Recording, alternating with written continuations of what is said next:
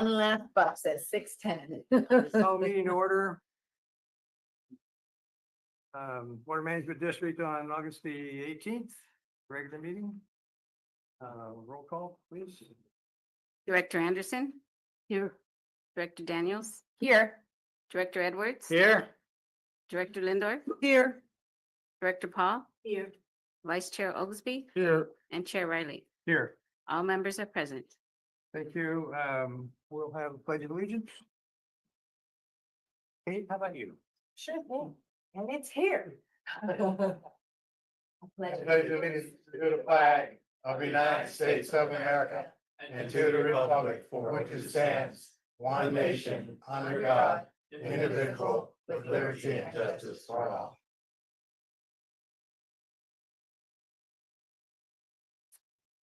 Okay, Mr. GM, are there any additions or corrections to the minute, to the agenda? There were some minor corrections that went into your red folder. Actually, I think one of the changes made it into the packet.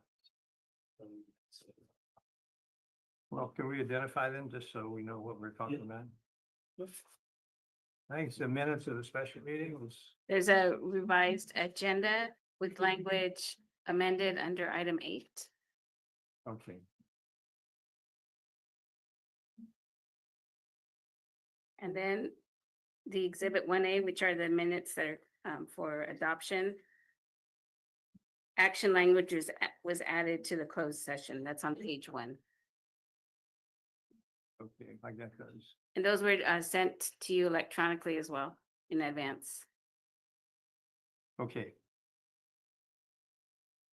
Okay, all right, then we'll proceed. We know these additions were made. Some came before the meeting. Maybe they all came before the meeting, but anyway, we need to catch up with all that.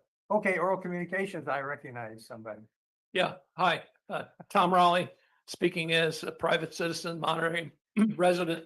I want to thank you all. I got a legal notice after the meeting last month that gave some details on the refund on the water supply charge. I sort of chewed out my wife and said, where did this come from?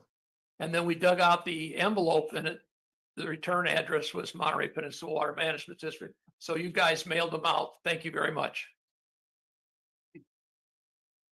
And we not only mailed them, but they arrived, right? Yeah. Almost all of them. There were a few kickback. What was the total number that went out about? 30, well, 31,000. 31,000. Wow. Yeah. Yep.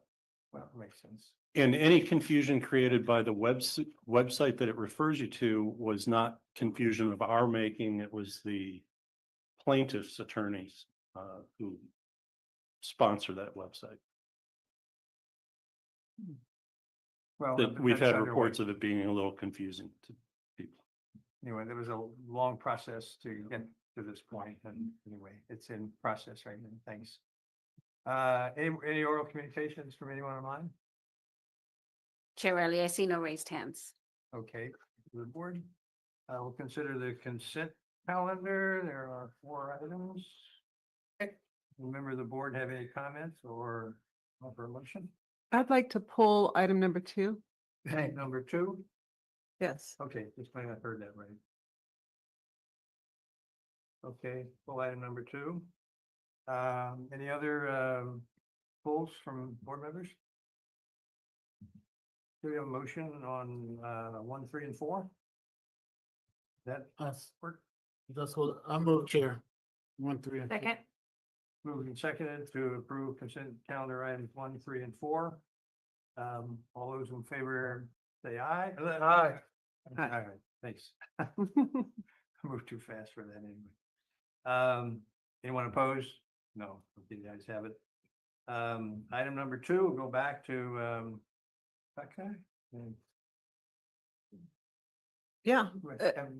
We discussed this in the finance committee meeting, and it was my understanding that we were going to get a line item budget on this, and I didn't see it in there. I saw it broken out into the 3 days and how much each of those days would cost. But I was hoping for more of a what the money was being spent on, because now there's a total of 3 days the October 7th day wasn't discussed in the finance committee. And it, for 3 days, $94,000 just seems Yeah. a tad high for a budget for a 3-day event. I know there's a lot of expenses. I'd like to know what those expenses are. Yeah, I'll let Mike pull up his, he does have a greater detailed budget. But I can tell you just as an example off the top.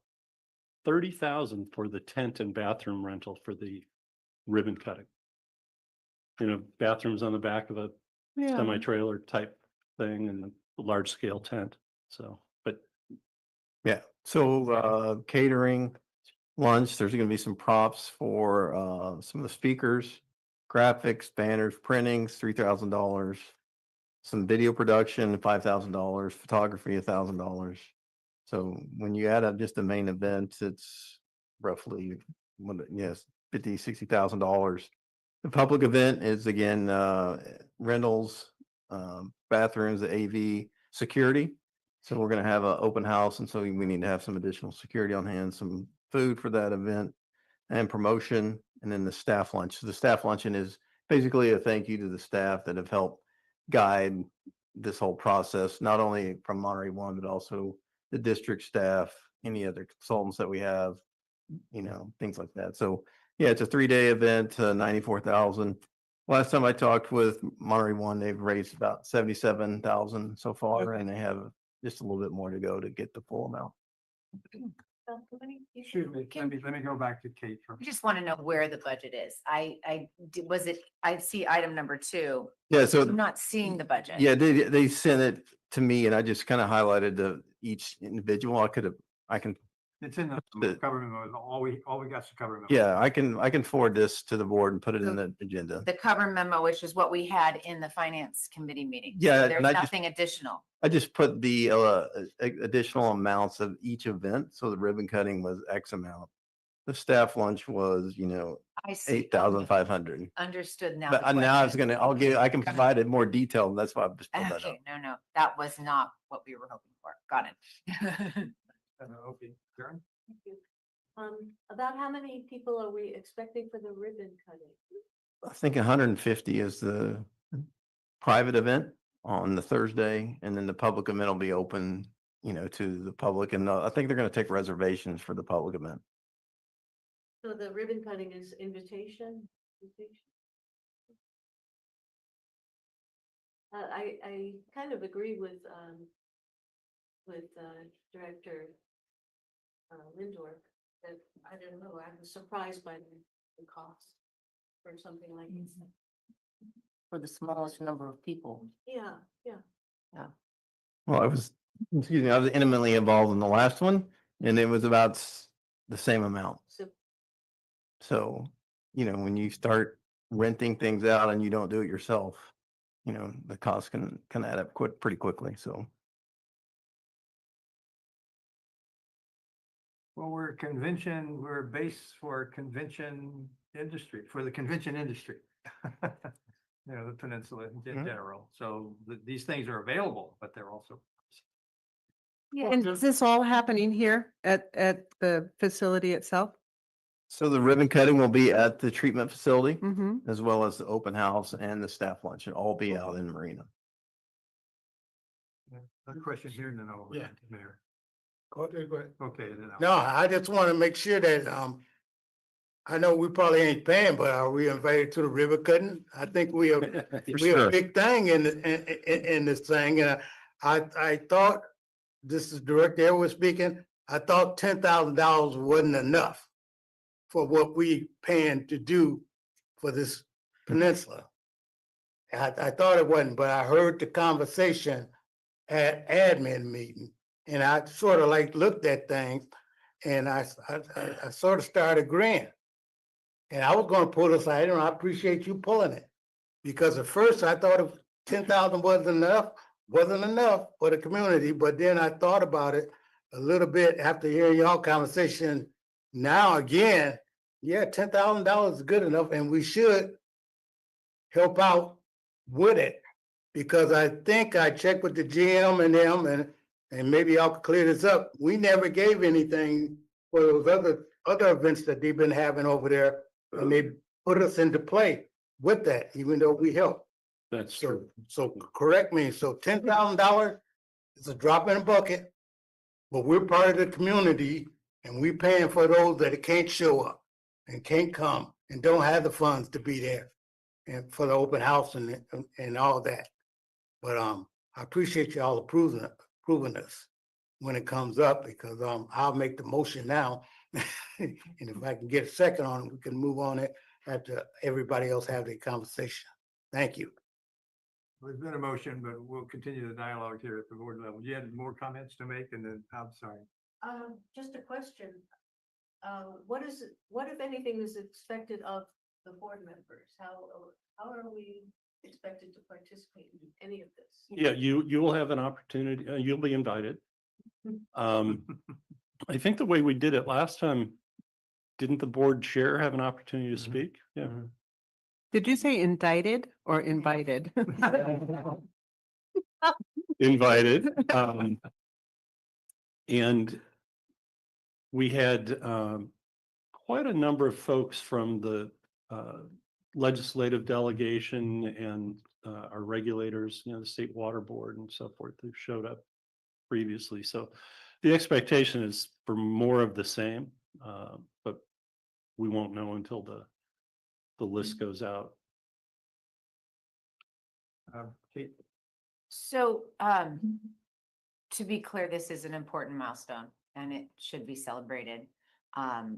My question is, to raise this kind of money, and it looks like we have, who are some of the other folks that are contributing? Because we're a public agency, we're a water management district. And so I'm just looking to see who are the other types of entities that are giving, because I'm feeling like there's some more appropriate sponsors than us taking the public funds that we have and celebrating and having a celebration, participating, contributing to a celebration that's not even open to the public. So I just want to, I want to make sure that that staff appreciation happens, and I want to make sure that that open house happens and that ribbon cutting happens, because these are really important milestones. But I'm just curious who some of the other potential sponsors are, and just to see if maybe they're more appropriate than Monterey. Yeah, so mainly it's at a lot of the engineering firms that help,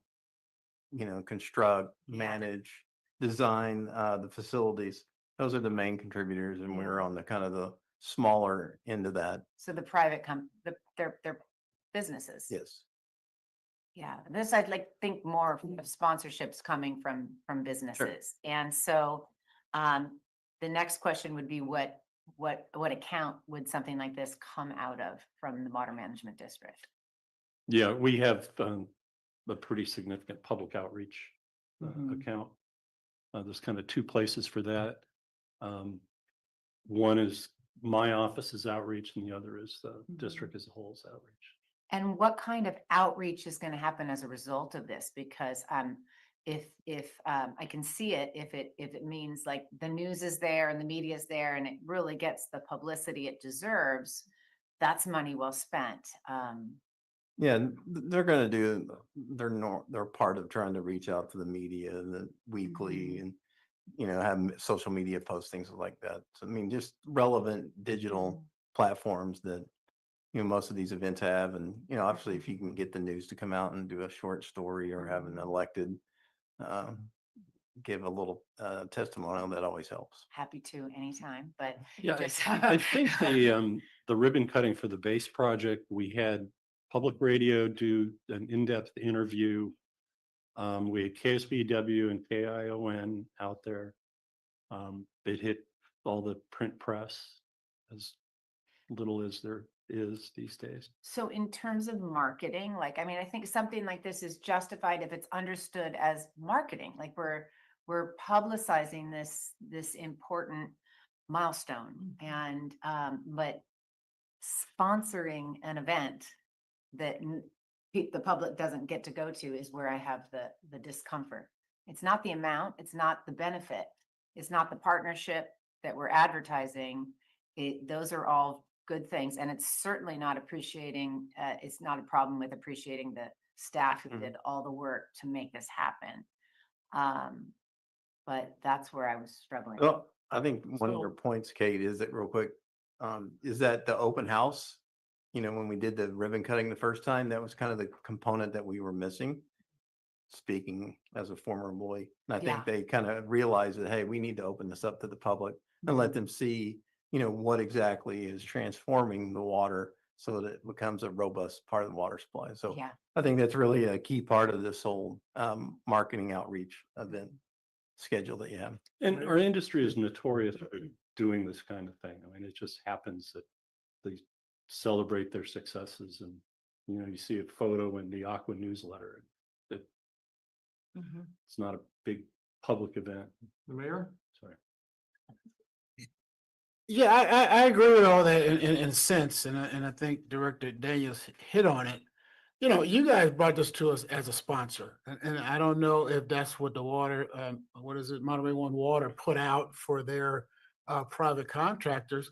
But maybe they shouldn't have asked us to sponsor. They should have just asked us for some marketing money, Yeah. or we just take some of that marketing money and help promote this because we're part of the partnership, as opposed to we're sponsoring something and then, like you said,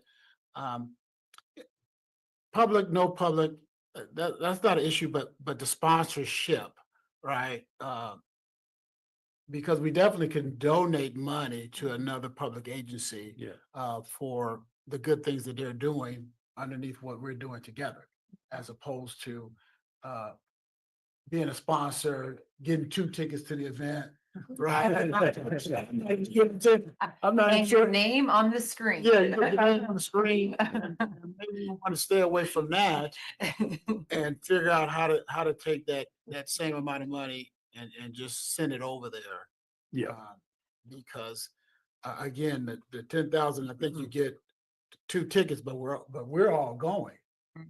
Right, so that's what I'm saying. So the sponsorship just goes out the window because we're not there as sponsors if you get more than what the level provides for. And maybe it's just cleaner, just to say in our outreach money, this is important to do this outreach with that level of money. Yeah, I appreciate what you said, because it's an important point to make about the difference. Yeah. Between, you know, those that are, you know, advocacy, helping to plan it, organize it, finance it, arrange for it, do all that stuff, as opposed to a sponsorship, and that's just, I like that distinction. We can help put it on. Mhm. Well, I'm sure Paul Shudo will take your donation. Sure. I would like for a chair of this board to have an opportunity to say something. Oh, at the event, yeah. Oh, you meant right now. That doesn't- George, are you having trouble speaking? If you're gonna speak, that's gonna make me come out there. I'll make a speech without predictions. Can't do it. Okay, no more comments on that. Let's ask a motion and a vote. Got a motion? Look, I'm sorry. Any public comments? Chair Riley, I see no raised hands. Okay, and Tom, you're not coming forward? Okay, so we had a motion. A point of order though. Yes, Chair, I think the motion was to support staff recommendation as the sponsorship. I thought we got away from sponsorship. Yeah, I think we should kill that word. But, going well, I'm just saying, correct the motion in the minutes that we're gonna, however we want to authorize the city, the general manager to participate in this 3-day event at a $10,000 contribution to put on the 3-day event. Right under recommendation, point of order. $10,000 contribution. to support- Contribution, yeah. To support the outreach budget for the events. very good. Okay, very good. Okay with the motion maker? Oh, yeah, I Yeah, said that. and I didn't- Keep everybody happy. I didn't hear a second, or I don't remember a second, but okay, a second. All in favor, say aye. Aye. Opposed? Nay? No nays. No abstentions. Okay, we've approved that. Let's go to.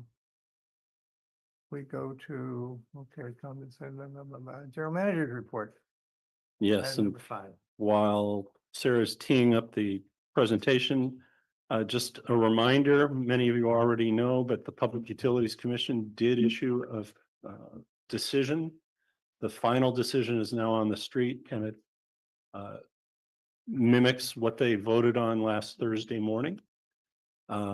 Two fundamental pieces. They determined that water demand for the Monterey Peninsula will be 13,732 acre feet in the year 2050. And available supplies are currently at the 11,114 acre feet available level. So those are the PUC's official numbers. What was the supply? A supply, 11,114 acre feet of available supply. So that does indicate a supply deficit in later years that the community will have to grapple with if, in fact, any of these numbers prove out to be true. Yes. Through the chair, if I may, since you're on that subject, Mr. Laredo and the GM, is there anything we can do next to this? Or is it done? Is it over? And you know, I know that saying you can sue anybody and it just about anything, but legally and GM, are we, anything this district can do? Because I know the public. Do you want that? Is listening. Yeah, so our attorneys are already talking to some of the other attorneys of other interveners about application for a rehearing or a request for an amended decision or a petition for modification. So there are certain avenues. They don't feel that it rises to the level of a complaint. So it's unlikely that we would see a complaint. My concerns are that we don't want to backslide. We did on the available supply side achieve our goals apart from a typo that took on a life of its own.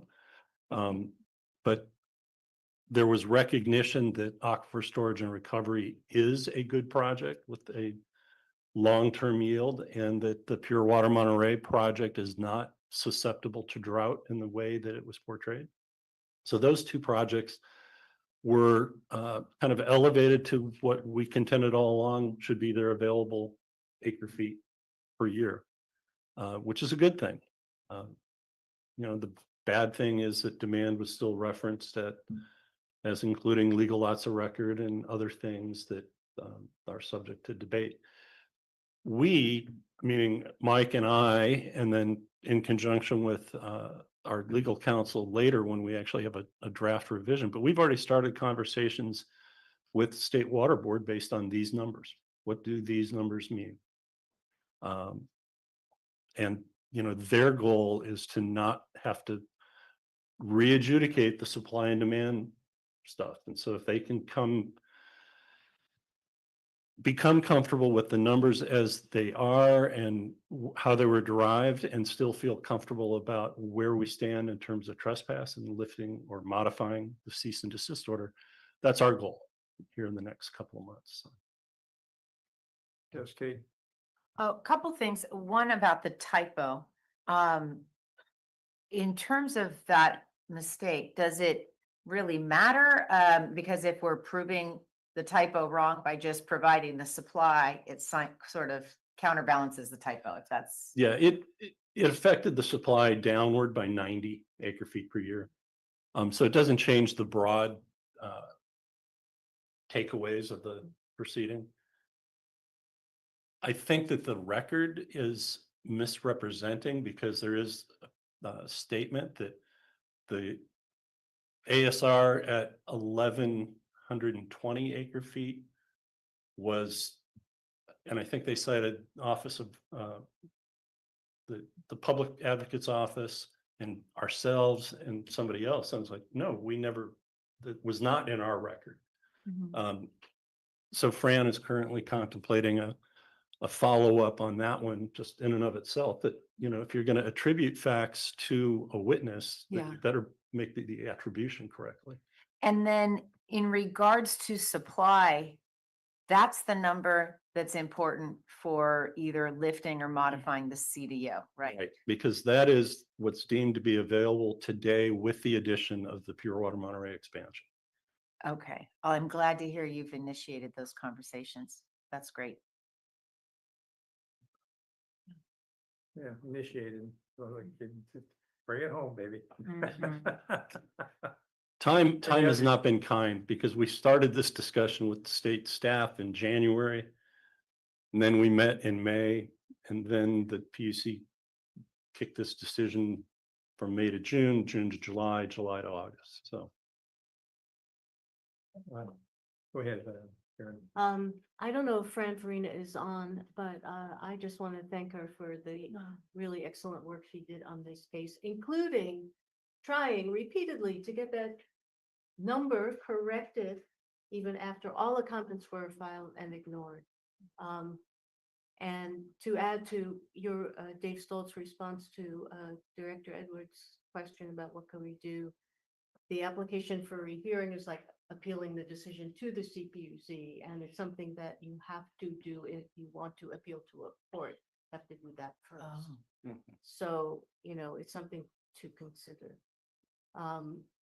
Certainly there are errors to correct. They say only file application for a hearing if we made errors. Well, you did make errors. Quite a few, but that's one indisputable error, I think, that typo. And I also want to make a comment about one of the outrageous things that decision said is that in terms of the public comments, that is the comments made by members of the public who are not parties, said there were no relevant public comments. That we don't have to address any of them because there were none that were relevant. Out of what, more than 150, I think, public comments. I think that was that was an inexcusable way to handle that. So if we do decide to file application for a hearing, I would include that. And just to make sure, Alvin, just. oh, excuse me. We're gonna go to the mayor. Sorry, Mayor. When will we know, when will the board, the district board have opportunity to weigh in on the possibilities of appealing? Right? When will you know? So I'm not gonna say it's automatic, but what I don't want to do is let's keep talking about the possibilities. Yeah. We need to know when he's gonna come back and give us an opportunity to say that makes sense to us. Do we know that? So Fran in my office is taking lead on this, and she is deep into the research of deciding whether or not that would be a good idea. We'll probably bring it back to the next board meeting in a closed session to brief the board and provide options. And Okay, Alvin. yeah, I just want to make sure. Do the other parties that's in this have to make a decision that that we're gonna appeal? Can this board say we're gonna appeal and we don't have to count on the rest of them? Because I got a habit of saying no to them and then I expect them to say yes to me. But I don't want to get us in that situation where we got to count on other folks. no, we can act on our own, but it would be stronger with other interveners. Naturally, but if we got to make a decision, I don't want to have to go through what I had to do with the Coastal Commission. Yeah. And I know what I got to do. And I heard this community. I want to thank Public Water Now and all those that was involved in this every week making a speech up there. And I especially want to thank our board members for taking time to go up there to talk to each one of those commissioners that they could talk to. So I know we put a lot in this And even Mark Eisenhart weighed in public comment. okay, well, I know a lot of people have been talking about this and I want this district to continue on. If we can do something, I better see the money spent on that. Trying to do something and we probably get a no, but at least it's been spent and they know. So, thank you, Chair. Well, we'll wait for Fran to get more research under her belt and bring back some information for us to consider. On that topic, let's move to the next topic here. Yeah, so this is the regulatory compliance report. I'm going to keep it pretty short because we're two months away from the end of the water year.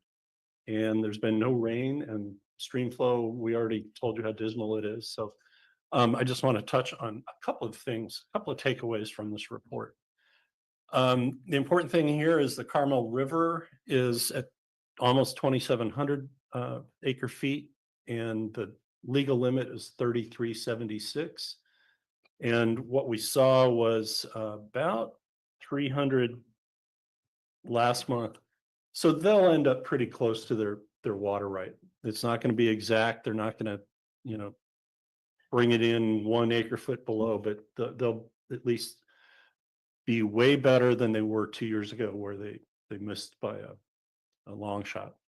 So that's a positive. And then you can see also that the Seaside Groundwater Basin is actually currently under their allocation. So they'll be making up a little ground on that over the next 2 months as well. On the next slide, these are the other water projects and rights. The important thing here is Cal-Am in the last 2 months took quite a bit of pure water Monterey water out of the ground. And so now they're at the 3,086 is exactly the amount of water that has been put in by the public agencies on delivery in the same water year. And they had been lagging about 300 acre feet. So they've caught back up there. And then finally, Sand City desal, that 147 includes 3 months in a row of positive production. So, yeah. So that's a good sign too. And, you know, part of the, I won't say comedy, but some of the things that amuse me a little bit in the supply and demand decision, Sand City desal was counted at 94 acre feet, because that's an old regulatory number that the state said, oh, you can build that plant, but 94 of it has to go against unlawful diversions that serve Seaside. And so Cal-Am will say, oh, we can only count on 94 acre feet. No, all the output from Sand City desal goes into the distribution system and serves demand, customer demand. And so in their reporting to the State Water Board, you'll see a number that'll probably show 2 more months of outputs. It'll be about 180 acre feet.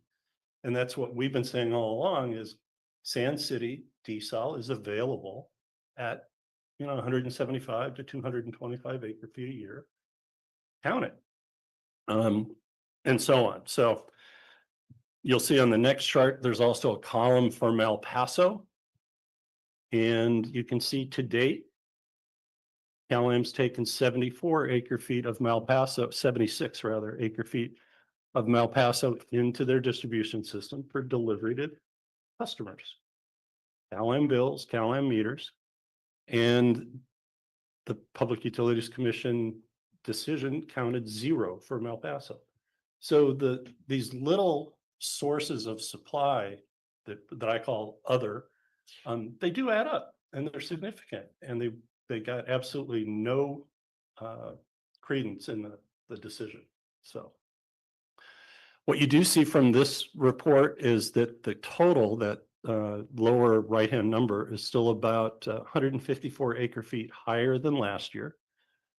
And so if we had an August and September the same as last year, then we would end up at about 9126 versus last year, which was under 9,000. So, you know, it's kind of in the same ballpark as what we've been seeing over the last few years. You know, the current running 5-year average of total water produced for the system is now 9,405. That's a 5-year average. So if we end up at just over 91 or just under 91, then we're still under that trailing average. So you're not going to see a big rebound of any nature this year. The remaining charts are rainfall and stream flow, which we don't really need to talk about right now, other than stream flow conditions are causing rescues. We're trying to get a great shot of a kelp, which is, you know, basically a adult-sized fish ready to return to the sea, that we acclimated to salt water, and then once it was ready, released directly into the ocean. It's kind of a cool video. So once we get the editing done, that'll be up on our website. But they have been out doing rescues. We have no fish in the facility yet, but that's not going to stop Mike from taking Congressman Panetta's legislative assistant, who's in town, out to see the facility tomorrow. So. And with that, I want to turn to the next item under the GM report, and that's recognition of the CFO and his team for once again getting the Transparency Award from the Government Finance Officers Association, or GFOA. So kudos to you and your staff, and thank you for keeping us out there in the public transparency. And we have now changed outside auditors, so this will be the first year with the new outside auditor, but they are instrumental also in preparing the material that goes in for the GFOA award. So, and they also sent a certificate made out to one George Riley as sitting chair, and I did not include that in the packet, but if you really want the recognition, I will make that available for you. Yeah, you better give it to him. Well, I just want to compliment you and Michelle too, both on whatever it is. It's hard to get excited about some accounting principles and things. I mean, it's hard to have a public discussion that's got any emotional content to it. You know, it just seemed like it's all very objective and very sterile. And anyway, but I think Michelle, when you make your presentations and you respond to questions and so on, you bring a personality to the table as well, and that's very much appreciated. And this is another success that I think is very good for our district. But you're helping it, but we know who did it, and so we recognize you in particular. So thank you very much. Thank you. And then item 7, we have Stephanie Kister Campbell, I believe, who is available to present. Sarah, you're going to run the presentation though, and yeah. That's okay. And this is on the Summer Splash contest, which is concluded and had even better participation than last year, but I don't want to spoil the All right, presentation. thank you, Dave. Good evening, everyone. All right, so the game board this year, this is the sixth year of the game board, and it was improved this year with a professional illustration done by Aldo Crusher. It depicts humans and animals enjoying a river setting, and it was modeled after the Carmel River. So you can see there's local plant and animal species represented. The theme this year was Let the River Flow, with educational videos focusing on global and local water issues. It featured 12 questions, such as what are 3 crucial functions of a river, and how is the Carmel River affected by drought? The game board ran in all the local papers, the Weekly, the Pinecone, Monterey Bay Parent, and on social media. And then the district in Calam also put out email blasts inviting folks to play the game. So through the course of the month that the game was live, we had just over 3,000 people who visited the game board website. And of those, we had 478 who played the game to the end, which was 48 more than last year. I personally noticed on the entries, we got people were more engaged with the questions than previous games that had a little bit more elementary topics. We had a comment from a player who said, I really learned something in the process, so that's good news. We will reuse the game design for 1 or 2 or however many more years that it makes sense. So that investment will go forward. And then there were 25 winners. So they were all selected at random last week and were notified. And funny enough, Jeff Condon, formerly from next door, he actually played the game as research for his current position. And he won an iPad. So congrats to Jeff. And that's all I have. Any questions or comments? So Jeff was a grant-funded stormwater coordinator. So he sat next door, but it wasn't really a M1W wastewater-oriented position. It was to manage the regional stormwater effort. Well, I just want to reinforce what was just reported, because I took the test from beginning to end, and it required you to think. You couldn't just kind of, multiple choice. You had to think. It made me think anyway. It was fun for that reason. Any other comments? Thank you very much. That was Thank you. game and it was a good Thanks, Jeff. presentation to the public and good participation too. We increased the value of the prizes this time around too. Little bit. I We don't- we I don't know. increased the number, I think, for sure. Yeah, the number's up. We had, I think, 2 washing machines previously. I don't know, Stephanie, if you can weigh back in, or the other Stephanie, it's, Yeah, you guys had great feedback for us last year, told us to beef it up a little bit, so we increased the number of prizes from 20 to 25 and just kind of diversified the prizes a little bit. So just the budget just I think was about the same or just a little bit more this year. Good. So it sounded like another success. I'd like to see that. All right, thank you very much. Well done. Going on with the agenda, we're at the council's report. Thank you, Mr. Chair. So the report is found on page 33 of your packet. I just wanted to highlight a couple aspects of it.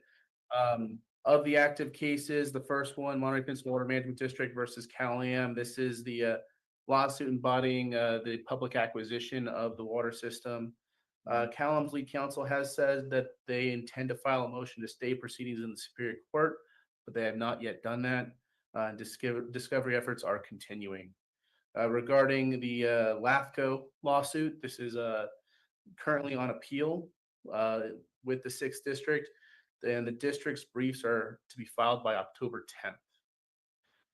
The third case here, this is the City of Marina versus and the Water District versus the Coastal Commission in Cal-Am. As we know from last meeting, we did elect to move forward with the joint appeal on that matter. So no briefing schedule on that? We have not got a briefing schedule yet. Once we do, it'll make it in the packet for you. On the matters before the Public Utilities Commission, as we discussed for the amended water purchase agreement on August 14th, that decision of the phase 2 process was in fact adopted, providing the 11,114 acre feet as the annual water supply and the projected demand at 13,732. And we'll be sure to bring that back to the board for more in-depth discussion about next options going forward. For the general rate case currently before the CPUC, a motion was filed by the Public Advocate's Office to remove the Administrative Law Judge Douglas Long, and that was granted on August 15th. The newly assigned ALJ Larag, L-I-R-A-G. A pre-hearing conference, which is going to be focusing on scoping, is tentatively set for August 29th. That was with the old judge. I believe the new judge that just came in just today stated that confirmed that date. So we have that pre-hearing conference on the 29th. The only other thing worth noting is on the Monterey Peninsula Water Management District versus the State Water Resource Control Board. This is that 2009 case. That matter has been dismissed, and so we anticipate seeing a demand for legal fees at some point coming. And that wraps up all new aspects of the litigation. I have a couple of questions too. I'll take Karen. For the next report, the next time we meet, could, regarding the rate case, could you please include the rate increases requested by Cal-Am? Okay, I will be sure to put that in. I have a question regarding item number 1, which is Cal-Am's intend to file a motion to stay. Is that intended to hold until the Apple Valley case is decided? Is that? That's correct. Yeah, they're just looking to hold all proceedings and keep the case in, stagnant while the Apple Valley case is decided. and we'll talk about the whole schedule on the acquisition under item 12. But they are still scheduled to file a motion for summary judgment dismissal. Oh, And we will simultaneously be filing a motion for summary adjudication, and that's coming up very soon. But we have a schedule in the item 12. And we will have closed the session next meeting. And I'm not sure how many of these will be, anyway, that's to be We, determined. we will likely have it, if anything, to talk about the phase two decision Okay, and next steps. Anything else that pops up, we will bolt into that closed session and have it properly agendized. okay, let me just make sure I didn't have any other questions. Just in terms of the case with LAFCO, are we using contract counsel at all? Yeah, so the LAFCO appeal, we have Shoot Mahali, who was our original attorney on that. And then Shoot Mahali is participating in the eminent domain proceeding to deal with any of these issues surrounding activation of latent powers, because that really is the fundamental LAFCO issue, and they've done most of the research in that area. So they're assisting special counsel as special counsel on the eminent domain. Good, yeah, I think that's a good firm. Mhm. Okay, any other questions or clarifications that we need? Okay, thank you for your report. It's been a good addition to the agenda, I think, in general, to have this deep report, but also highlighted it the way it is. I appreciate that very much. Thank you. And I can tell the rest of the board agrees.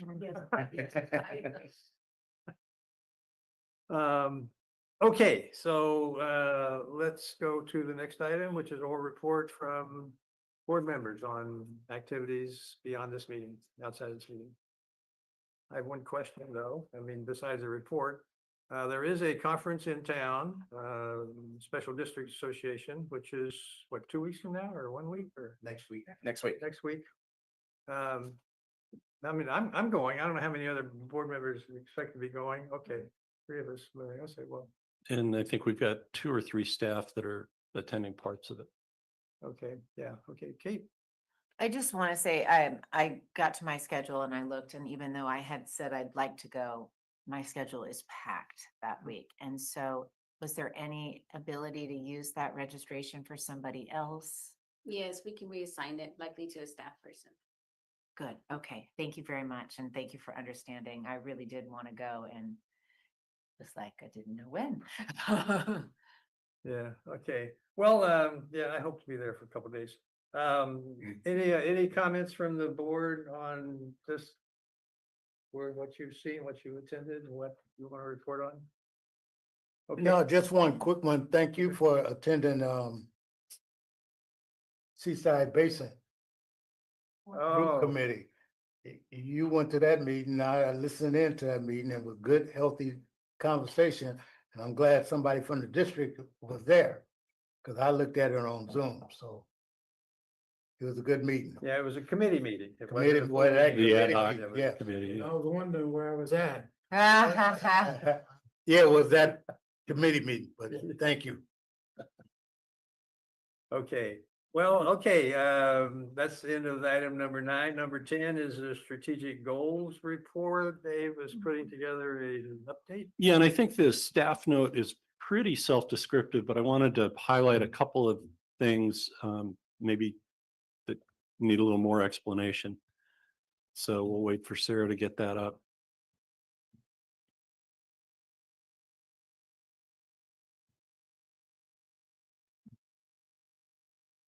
And this is basically just a mid-year update. So, would have done it last month, but I didn't want to put Mike through that while I was playing grandpa.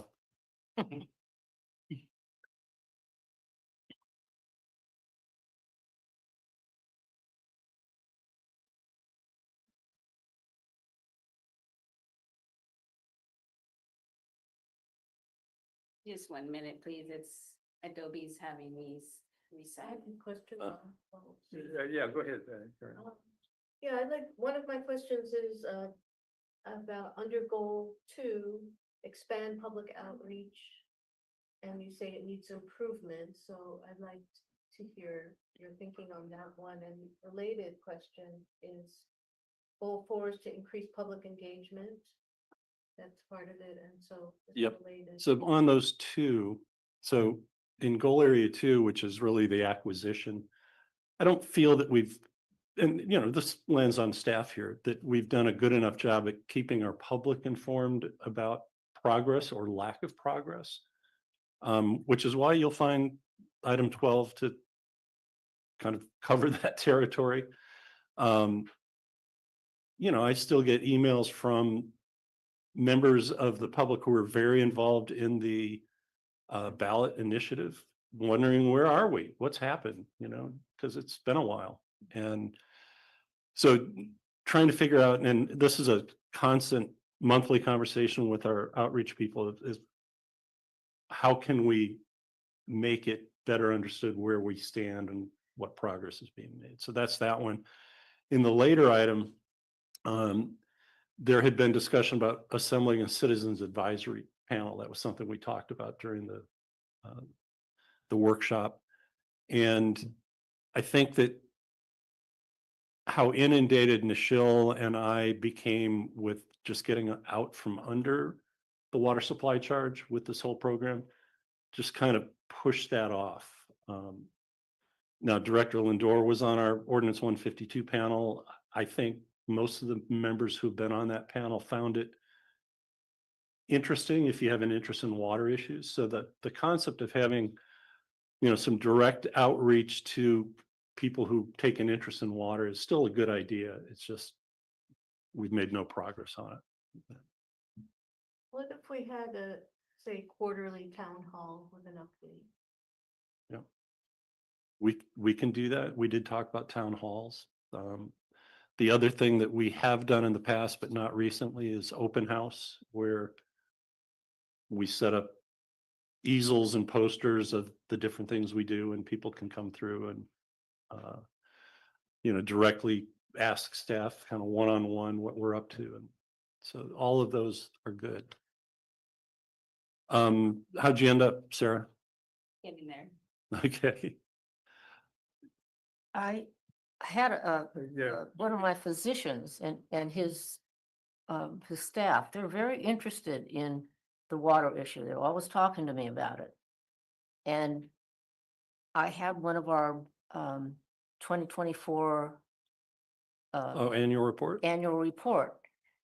And they were just amazed. Oh, that's great. Look at all that stuff. You know, I didn't know anything about this. I said, you know, this went out with the weekly, and was it with the pine cone? Where else? We didn't make the pine cone this year, but we did the weekly, and then we did our email blast, which is, you know, 23,000. And they said, oh, well, we pick up the weekly all the time, but we didn't see it. And I don't know how effective that is being. I Because can it's get you a really- box of them for the backseat of your car, though, if you want to, you know, every time you get the chance. He asked me for some, so I stuck about a dozen or 15 under the door to his office. He's gonna put them out Great. on, instead of magazines, or with the magazines at the center table, but they were very interested and just felt like they hadn't had an opportunity to get to know what's going on. So I thought that was, Yeah, I think the last two annual Important. reports that we did, and this is where Wellman can be commended, became very nice pieces that you wanted to pick up and look at. And the takeaway was they're into a lot of different things. And I thought they were very effective, but the key is getting them in somebody's hands. and Yeah. that could be done, you know, if we had some kind of outreach events, whether it's a forum. Yeah. Somewhere it's wherever it is, then people can pick them up. Maybe a People who are booth at the interested. farmers markets that are around town. Yeah, and I think, so we did discuss when we do our tents at all the, you know, like West End celebration and so forth. And we decided, same thing we talked about, a board member having access. When we're joint with Cal-Am, we want to keep our advocacy to a minimum, but when we're by ourselves, we can just crank it up to whatever level we choose to. But when we talked about it, we had already gone past the two events that we do by ourselves, and everything left was joint with Cal-Am. But it'd be worth going back and looking at, because we're at the fairgrounds, we're at West End Celebration, we're at Good Old Days, those kind of things. And, you know, people pick stuff up. I don't want to hear from the Pacific Grove Public Works people, though, that all of our annual reports were the number one leave behind on the street, but no, it would never happen. Mayor, on the comments here? Yeah, I just want to pick at that thread that was out there is, I forgot what we settled on for that committee's name, but we took a lot of time at Yeah. that workshop to come up with the idea for that committee. And so for me to hear that, well, we just let go of one and we're a little too busy to pick up another one, that was a strategic goal to have a committee because it's going to serve several different purposes. And we just talked about outreach. We just talked about wanting to have people man these tables at these events. We just talked about how we want people in the community to know what's going on. Well, that was the idea of that committee.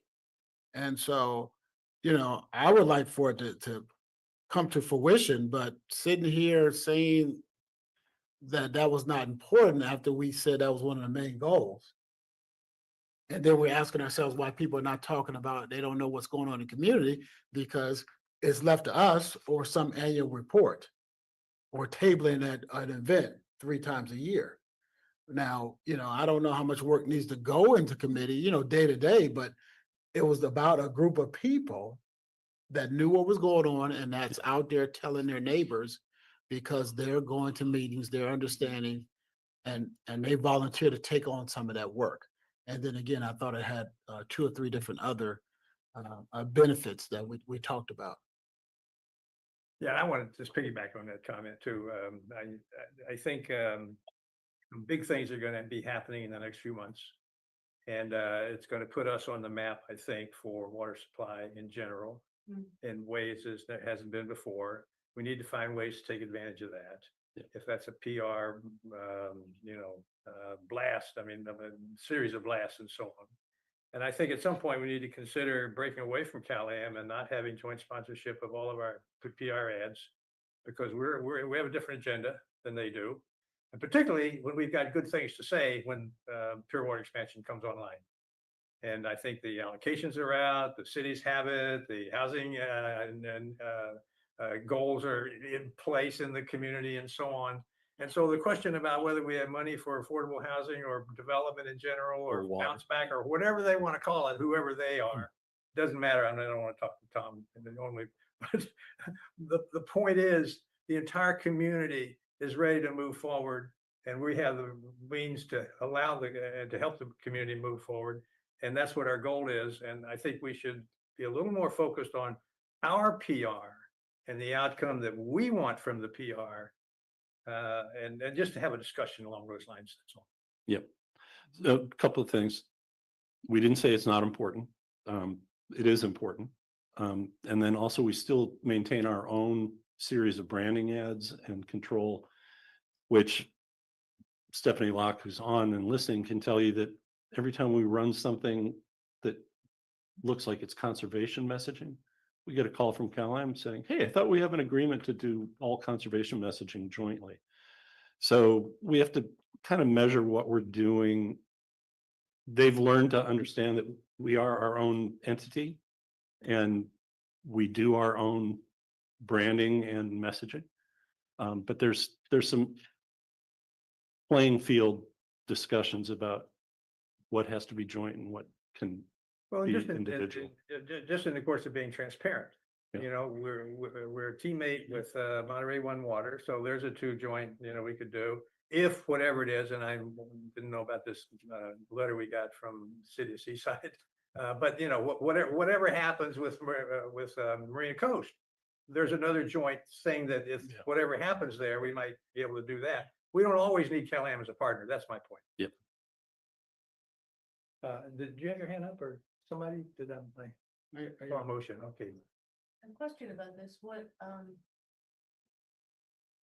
what's the obligation to do certain things with Cal-Am that we're currently doing? Is it just that that's the way it's been done for a long time, or is there? No, well, Stephanie's on. Do you want to weigh in on the conservation, the joint? Just that if we want to change that and do on our own, as Chair is suggesting, is there any reason why we can't say to Cal-Am, we want to do X, Y, or Z independently? Yeah. Stephanie, what is our agreement? So Karen, I can barely hear you, by the way.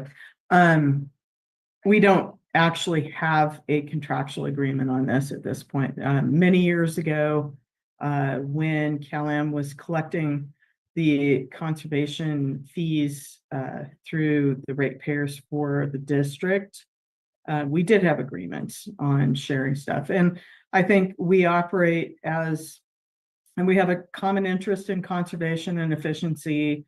And so we've always just been very supportive of each other. And so I think that there is no reason that we could not do our own thing.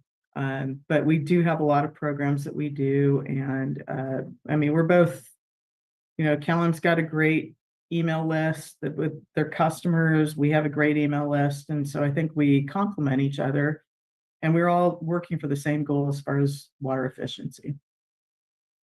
Thank you for this, Stephanie. Mayor? I'm not sure we have the same goals.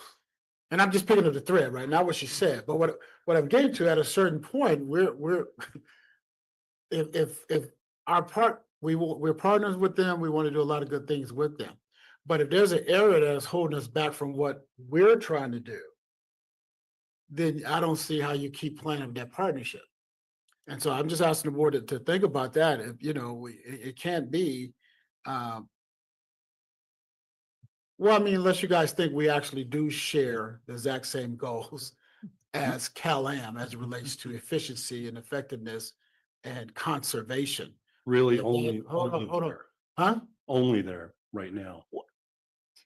But but if it's holding us back from advocating for the things that we want for our ratepayers, then I don't know how you keep playing on that same team.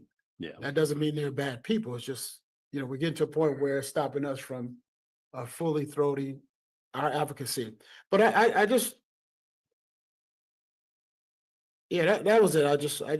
I understand it. I thought we may have had a contract with them. That was my question is what's holding us back from doing our own thing, except the agreement. But maybe that's something the board needs to just think through. Because at a certain point, it's going to be things we have to disconnect with them about. And that's what I want to say. If our conservation and sharing lists on both sides, right, is getting to the point where we're finding out, well, that's fine, but is CalAm really living up to the so-called benefits from the conservation? We're conserving, but they're using that to their benefit to maximize returns, which we all understand that. And we're just using it to say, ratepayers conserve. Yeah. And so I just throw it out there. It's a longer conversation, but I thought it was good questions and comments. Well, let's not feel like we can solve the particular thing today. I think the next public outreach committee ought to deal with this a little more. Yeah, But I think just coming back to the mayor's point, if there's a category, if there's a subject matter for a PR pitch, and if it's conservation, and then we're in joint agreement with what that is, that's one thing. But if it's something else, then we ought to decide, and because of the subject matter of the pitch, the PR effort, then we ought to just have that decision about whether we go jointly or we could pick another partner to go with too, because that'll be a different shared goal. Yep. Okay. So I did just want to address the highlights that I put up here just to give you a sense of how things are going. So in goal area 1, which is water supply, we're busy there. We're the 3 that I've highlighted: the lifting of the cease and desist order, the pure water expansion project. And then we have what's called WUI, which is water use efficiency objectives, which is a very highly complex series of reporting that our state legislature put into place as part of conservation as a California way of life. And we have some reporting requirements that we now as a wholesaler are stepping into. And then CalAm has reporting requirements that we're trying our darndest to figure out if the data that they're utilizing is accurate. And so we've been kind of immersing ourselves in different aspects of this new database driven system up at the state. And we have a lot of work on our desk on these areas. So that's a good example. Okay, Through the a chair. question, Karen? Is leakage one of the pieces of this? There's a water loss efficiency reporting requirement, and they've gravitated to the American Water Works standard loss reporting. But you look at some of the data that's in there, and Mike, for example, found losses in the Hidden Hills, Ambler Park. Yeah, losses in Ambler Park, which is not part of ours, but it's one of the central satellites. The number in the database makes no sense. It's the percentage would be out of this world. Yeah, they listed 1,000 acre feet of water loss from that little system, and it was like, that's not even realistic. Hmm. It was like, 2 acre feet per home per day for the year. Hmm. So, you just making sure that you Yeah. clean up that information and then you report that to the state. And a lot of times those numbers that they report get pulled into other areas. And so then it kind of falls downhill into being misrepresented in other reports. And we, It seems like getting accurate data is rather important well, for a lot of reasons. I don't know what we do to get it, but putting it out there. Well, and so just as another example, in the residential demand side, they assigned a certain amount of square footage, which we translated to acreage of irrigable landscape area. And it's a huge number. What become, it's like over 2,000 acres. And we're sitting there going, how would somebody from the state know which ones are on wells, which ones are not, which ones are recycled water, which ones are not? And so the next component of that is the CII, commercial, industrial, and institutional. Well, if they scope a golf course from the sky and say, oh, it's in the service area, are they going to include that one when we only have 2 golf courses that even pull any potable water from the utility? And so even though it's not our reporting today, it will be when we acquire Cal-Am, but we want to make sure it's done correctly, because what they're doing at the state is saying, here's the data we've come up with at the state, either in Department of Water Resources or in the State Water Board. And it's up to the water retailer to clean this up, and then we'll adopt it at the state. And we're over here saying, we know more about certain things. We wrote the model water efficient landscape ordinance on behalf of the jurisdictions. We wrote the conservation and water shortage contingency plan that's Cal-Am's tariff 14.1.1. So we have expertise, and most of the feedback we've gotten is, oh, well, you're not the water utility. They need to vet this data.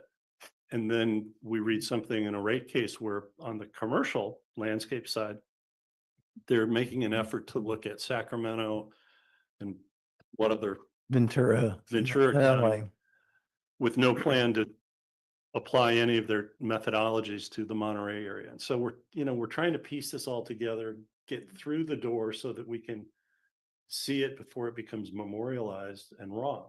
And so it's an effort. Let's just put it that way. But these are the examples of things that we're doing, that we're spending time on. On the goal area 2, I just wanted to highlight that you'll see when we talk about item 12, it's the old, lead a horse to water. You can't make the judge do anything faster.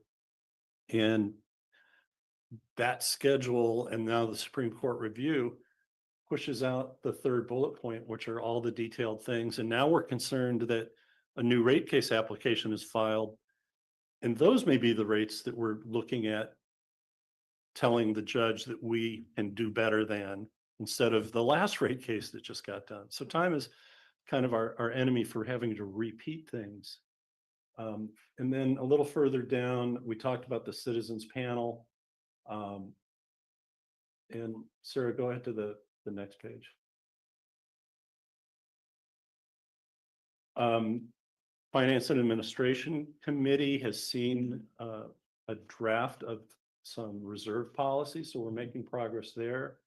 We already talked about the GFOA award. We did get our CSDA transparency certificate. CSDA is a conference that you're going to. They're the ones that offer the transparency certificate. And then we've made pretty good progress with our staff identifying what mitigations we do that are required by either law, by permit, or regulatorily. But we haven't translated that yet into here's how we can change the mitigation program, which, as we talked about at strategic planning, you as a board have to say, are there change conditions? Are CalAM's withdrawals now still the mitigatable environmental impact that we decided they were back in 1990? And if not, if we want to continue with this program, what are the findings and reasoning behind it?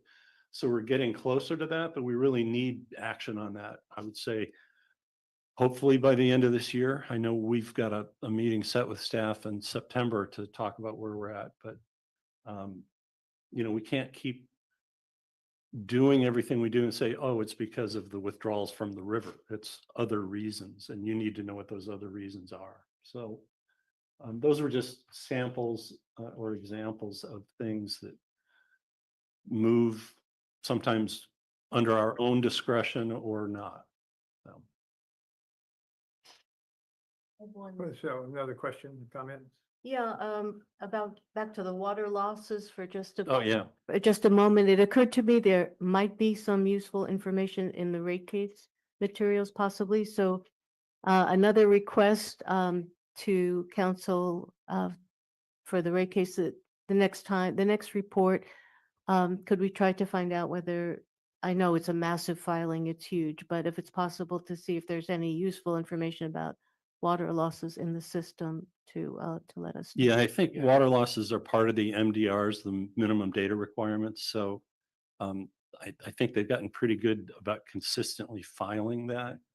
What we found interesting 2 rate cases ago is the number that they testified to was not repeatable. In other words, we know what their production is and we know what their consumption is. And one would think that the difference between one and the other would be non-revenue water. And we couldn't get the 2 to foot. And so it's, you're back to this issue of, okay, as they've adopted the American Water Works standard and are using the dashboard from American Water Works, if I see that in 2 rate cases in a row, now we'll know that, okay, we see it in 2 different places. They're filing the same thing in 2 different, that's always a plus, but we're just seeing that for the first time now. Okay.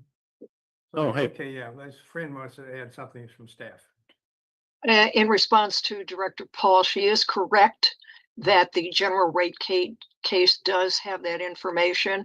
My recollection is that it's somewhat formulaic. In other words, they'll put in a figure and then they'll do a multiplication and a division and they come up with an answer, which is why it probably differs from the actual production numbers we have. The other component, which is troubling, is if they're doing it for the entire central satellite district, whether it's Hidden Hills or Ambler, those loss rates get attributed to all of us, even though the Monterey service area has spent significantly to reduce the leakage that we have, which is why CalAV loves to report that in our area, it's something like 3%. And that is factually accurate. So I think there's a combination of factors that would need to be addressed to give you a more comprehensive answer, but it will be part of the general rate case and our discovery that we will be doing. So I hope that was helpful. Yes, thank you. Yeah, good. Thank you, friend. And it's also unclear whether, so let's take an event like the main break that went into Lake El Estero and then ultimately out to the ocean last November. So we did calculation based on the lake levels where it went from and to, And it was about 20 acre feet of losses in one main break, 20 acre feet. I don't believe that's going to find its way into the loss calculation, because if you count it and estimate it and give it a name, then it doesn't always show up in the loss calculation. But we know it was a loss. And it's in there. It's, I'm saying demand is up 154 acre feet. Well, 20 of it was in Lake El Acero and out to the ocean. So Well, as Fred suggests, maybe Discovery can help clarify. Okay, well, thanks, Dave, for doing this review for us. It just reminds us too, as we proceed, that we do have goals and objectives, and we do have them written down, and there are ways to make progress or identify where we are on those. And I think it's good to have a little back and forth on that, because as we rethink or get more focused on different aspects of what we're doing, then you need to sort it out. But yeah, we can raise the questions and make the comments. So, Okay, yes, Alvin. thank you, Chair. General Manager, when are you planning on having our next planning session? Because something was brought up in here tonight on this item that I sort of like been waiting for, and I didn't bring it up, but I see other people out there bringing these things up. And that is like working with Cal-Am. Mhm. We need to discuss that, and we need to do it sooner than later. So I hate for us to get into next year. We need to make a decision on how we're gonna do, and we don't wait until March when it's something we should be doing, January, or I love to do it in December, but the new chair will be on, and I know he'll Yeah. make the plan, so. Well, I think we rescheduled the public outreach committee meeting to September 29th, where we can talk about the citizens panel, the co-branding, and some of those specific items that we talked about. Some of the more geopolitical things that you might be thinking of, we can schedule some time offline to talk about, because I think we've already pretty much broken from coordinating a lot of things with Cal-Am because of the lawsuit. Well, we need to say it publicly like we're doing now, and bring it up, and I appreciate all the directors bringing that up, because we need to, and the chair, we need to discuss it, and I know we can't do it only in public, but it needs to be discussed and brought out. Okay, well, thank you, board members, and also thank you, Dave, for the report. Let's go to the next item. So the next item is a discussion item. Last time you saw this, it was an action item. So all we're looking for is general direction. A question was raised primarily by Director Daniels, and then Director Shirley in the ad hoc committee raised a similar question, which is, if Marina Coast Water District wants to store water, where's this water coming from? And the answer is pretty well expected. It's any general source that Marina Coast says they have legal right to. And I've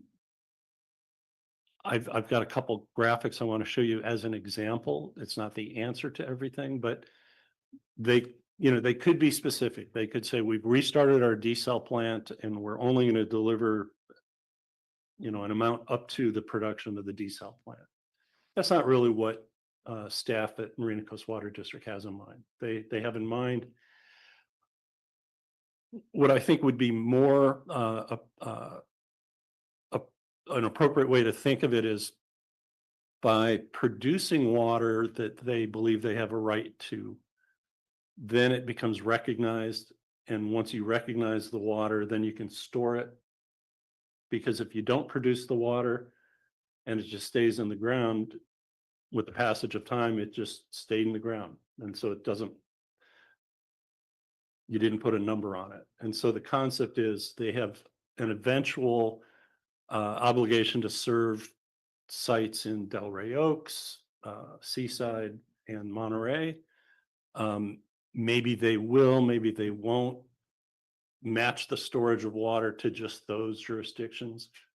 But the concept is, well, let me just give you an example of the concept. So this is Marina, and the recently annexed spheres of influence. And so you can kind of, well, let's see, as we look here, so the easternmost point on the right is basically East Garrison. So you can see some roadways, little grid work for those lots on the east end of the triangle.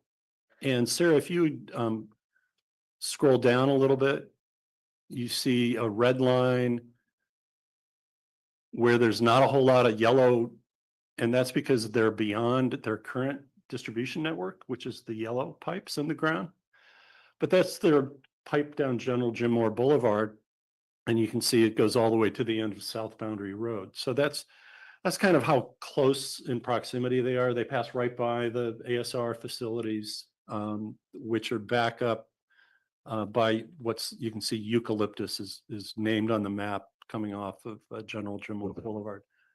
But the idea is that in the very light blue, those are municipal wells.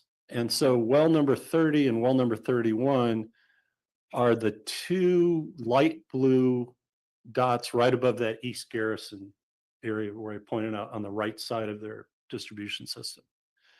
And these are two municipal service wells that are in the 400 acre foot aquifer. Next slide, Sarah. Which two did you say? It's wells number 30 and 31. And then here's the 400 foot aquifer seawater intrusion map. And down at the bottom, you see the little red. That's the approximate location of those wells 30 and 31. So here they have a couple of municipal wells that are not in the inundated aquifer that can produce their municipal water that they believe they have a right to, that I'm not going to argue with them on whether they do or they don't. And then the next slide, if they don't produce the water, I should have made a little red circle again, but if you look at the dark gray area is urbanized. And so the city of Marina, Central Marina is kind of like right under the label. And then heading down Reservation Road, you see just a little red half circle. That's, again, roughly the location of wells 30 and 31. And the blue lines are the flow. So over time, if you believe the theory that every year seasonal rains and flow of the Salinas River replenish the aquifer in the area of those wells, if you don't take the water, there's a natural flow away from those wells down into cone of depression from overdraft into the seawater intruded area to the north. And so their thinking is, in this example, well, if I leave it in the ground, it's going to flow away from me. And if I take it out of the ground when I can take it and store it, then I've recognized it, I've given it an amount, and now we have an account. And so call it 100 acre feet that year are protected. And that's 100 acre feet that I didn't leave in the ground that flowed away to the depression in the north. That's a theory of just any municipal water available to them, as opposed to identifying a specific source like a restarted project. So that's how their thinking is working in this. Again, from our standpoint, you saw that there was a letter today that City of Seaside says, me too. I don't think we would need to stop talking to Marina Coast Water District to resolve working with the City of Seaside. Their issues are going to be a little bit different though. They mentioned stormwater and some other things. We can't inject stormwater. We can only inject treated water. So it's unclear how some of the requests by the City of Seaside could be made to work. But there's nothing wrong with looking at what their requests are and saying, well, how would this affect an agreement with Marina Coast also? And Marina Coast may have some response to that letter as well. But I think that either we want to try to craft something and then look at it later, or we just don't want to try. And that's all I'm looking for is direction from the board to either go ahead and start drafting something that we're not committed to until we see what the parties can agree to. And then come back with that in several months or not. Yeah, my understanding is, the letter from Seaside, is submitted on behalf of them as a producer of water Yep. and their, land use plans as a user of water. So they're covering both sides of the equation, in their letter. What we're talking about with Marina Coast is more their water, can it be stored and then return to them at some point. And that's as a producer but not a user. They And do provide water. And they are beginning to discover that they have fewer customers for the amount of pure water Monterey water that's currently being generated. So the natural next step is going to be Marina Coast coming to Monterey One Water saying, hey, do you have any excess capacity in your injection wells for pure water? But that's, as you saw, I had one sentence in there that says that's not what we're talking about here right now. Well, yeah, Kate. So, thank you, Chair. Pure Water Monterey water and desalinated water, if they got the desalination plant back up and running, would make a lot more sense to me as water to be stored. I'm still struggling with the idea that we would be taking water out of, despite the theory that you just described, is the 400 the deep aquifer? No, the Okay. deep aquifer is around 900. So it's a in-between aquifer that's seawater intruded at a different part of the basin. Correct. And so we would be taking it out of one aquifer and moving it into another. Is there any threat that Marina would lose their allocation? I don't understand like that part of the No. Well, the allocation doesn't exist if you don't take it. So in other words, they can produce a certain amount of water every year. They have rights that were conferred upon them by FORA and through the whole process, and they reallocated specifically to Monterey. Monterey, I believe, has 65 acre feet and Seaside has some. But for example, Campus Town has to be phase 1 and phase 2 because there's not designated water yet for phase 2.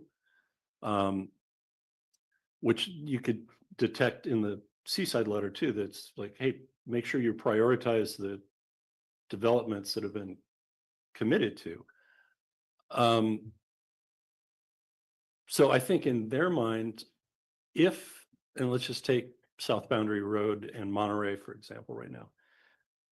If anything had happened out there, they would already be delivering water to the city of Monterey for old Fort Ord land within that 65 acre feet per year. But if they now develop water or produce water, a portion of that 65 acre feet, now they've designated it and they've stored it instead of delivered it to a customer.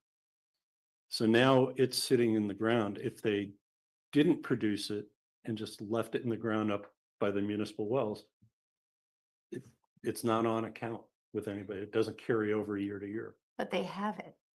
They have that water. That is their water. It's been allocated to them. That's what we hear from Marina Coast all the time. Like that's their water and it's Right. allocated. But there are others out there who say, just because the Army said you can have this much water doesn't mean it was scientifically proven to be wet water. And I'm saying that's not our argument here. So if that's the case, then the second question I have is there an ecological benefit to keeping it in the ground?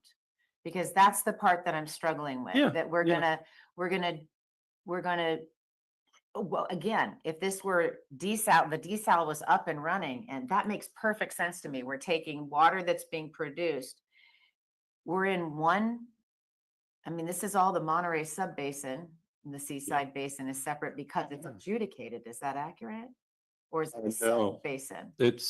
So the piece that Seaside Basin overlies, because it was adjudicated, it's removed from Sigma. I mean, they still have That- Sigma reporting criteria, Understand, but I just, but the rest of it has not been adjudicated, but it is subject to Sigma. so everything though on this map though, it is Monterey Subbasin. Yeah, And we would yeah. be, we would be taking water or allowing for facilitating agreement to take water out of one basin and put it into another. And I'm trying to wrap my head around the reason and what benefit it would have. And does that benefit outweigh what it appears to be something that would not be beneficial to the environment, right? Right. So, if we assume that, and this is a big assumption, that Marina Coast Water District is also the GSA for the Monterey Subbasin, that they would be weighing those points, because if you're taking water from a series of wells that aren't seawater intruded and you pump the heck out of them and you create a bigger cone of depression, environmentally, you might be exacerbating the problem, pulling. Yeah, the more salt water associated. toward Right. the Salinas.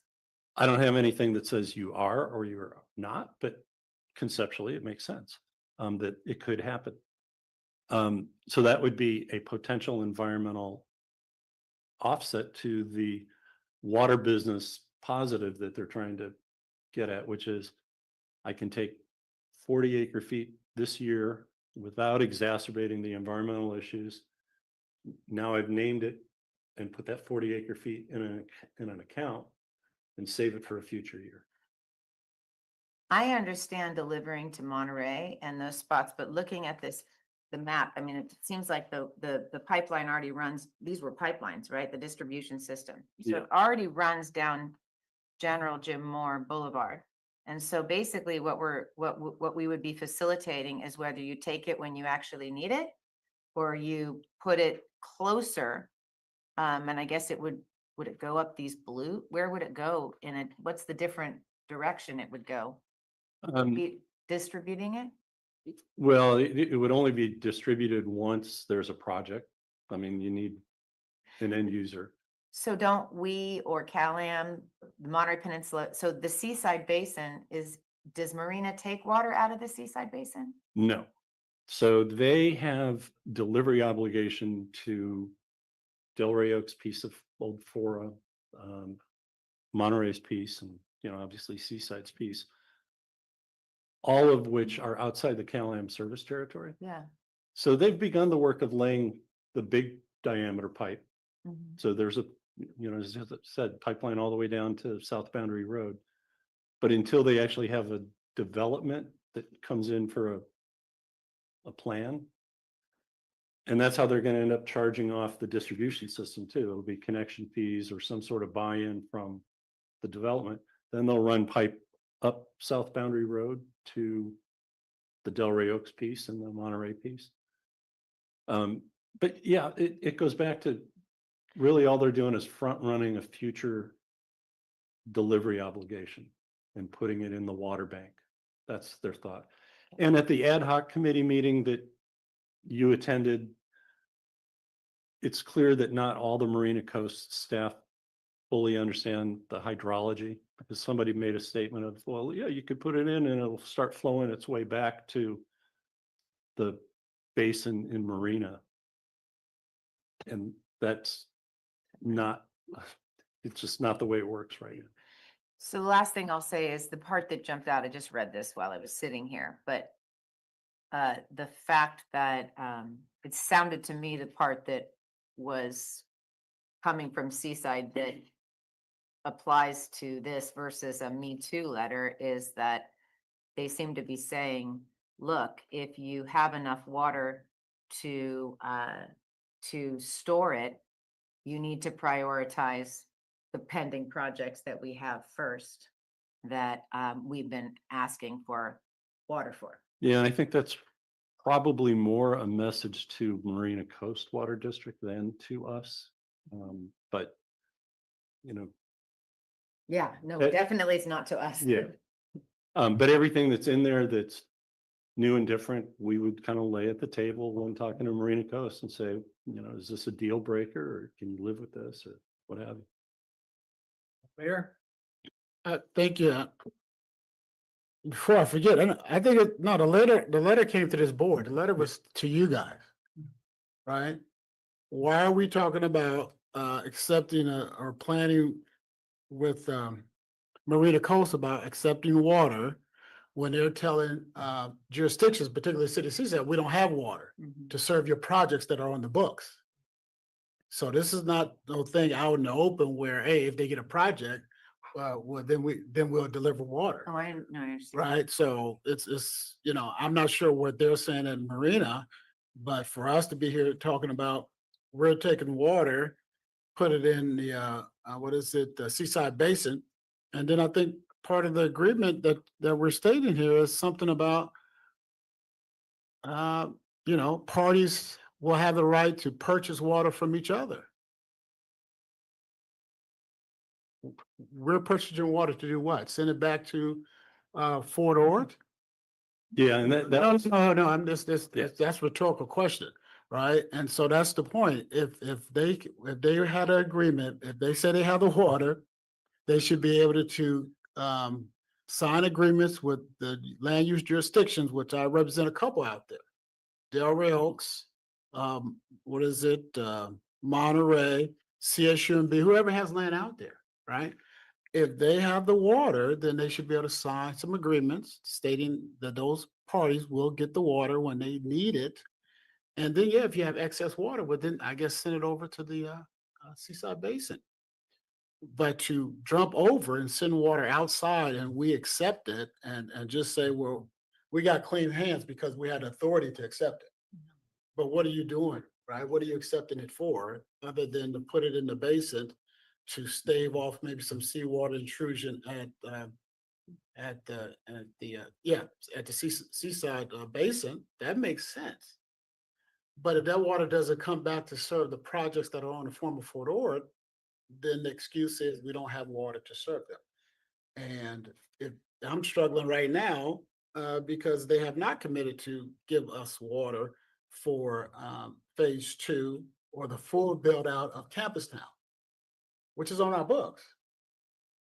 And then next door, which is Main Gate. I mean, so if they want to store it, that's fine. But we as a body should be saying, are you serving your customers over there?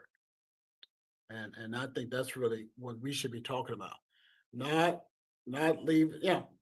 trying to leave it up to Marina Coast to say, hey, they have the water. Well, if they have the water, then they should have agreements to serve all the projects that are on the books right now, and full build out.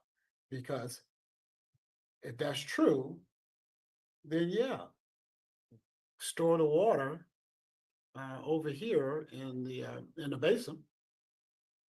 But I don't know how this board says, well, no matter what you're doing over there in your jurisdiction, we just want water to come over here to go into the basin. And what are we doing with it? That's what I don't understand. What are we doing? Yeah, I think this needs to be referred to staff to kind of sort out some of these issues, but we're as a board, we're not going to resolve this. But we're more of a middleman in this process, I think. And kind of the outcome is going to be somewhere with Marina Coast responsibility, not us. And then our role in the Seaside Basin is that we have access to a resource. And is it useful to another jurisdiction or jurisdictions in a way that makes sense to them and to us? But it's got to be sorted out in a way that we're not going to sort it out here. Well, no, it's two things. That's our job to sort it out, Chair. And I'm not saying tonight. I'm not saying it's ready for tonight. But at the end of the day, we have to weigh in and vote one way or the other. And again, to couch it as though we're just the middleman and we're just, saying, okay, send it through the pipes to send it over to the Seaside Basin. Okay, that makes sense. But we're putting in the Seaside Basin for Marina Coast to do what with? And this goes to our credibility for me. If they're saying they don't have water to serve the jurisdictions on in their jurisdictions, so the land use jurisdictions in their district, then I don't see how they have water to send a pipe somewhere else. Yeah. And I'm saying, you know, if we want to be part of this, we should be saying, well, what agreements do you have because again, I represent more than just Seaside here. So it's cities that need that confirmation that they will get service water. CSUMB, whoever has land over there, and it's more than, you know, it's like 6 or 7 different entities, right? They need reassurances that if water is going outside the jurisdiction, how is it coming back? How are they assured that they won't be said, well, we don't have it now? And so I think that's part of what we should be doing because it goes to, again, our credibility as we talk about doing other stuff as a district, to be part of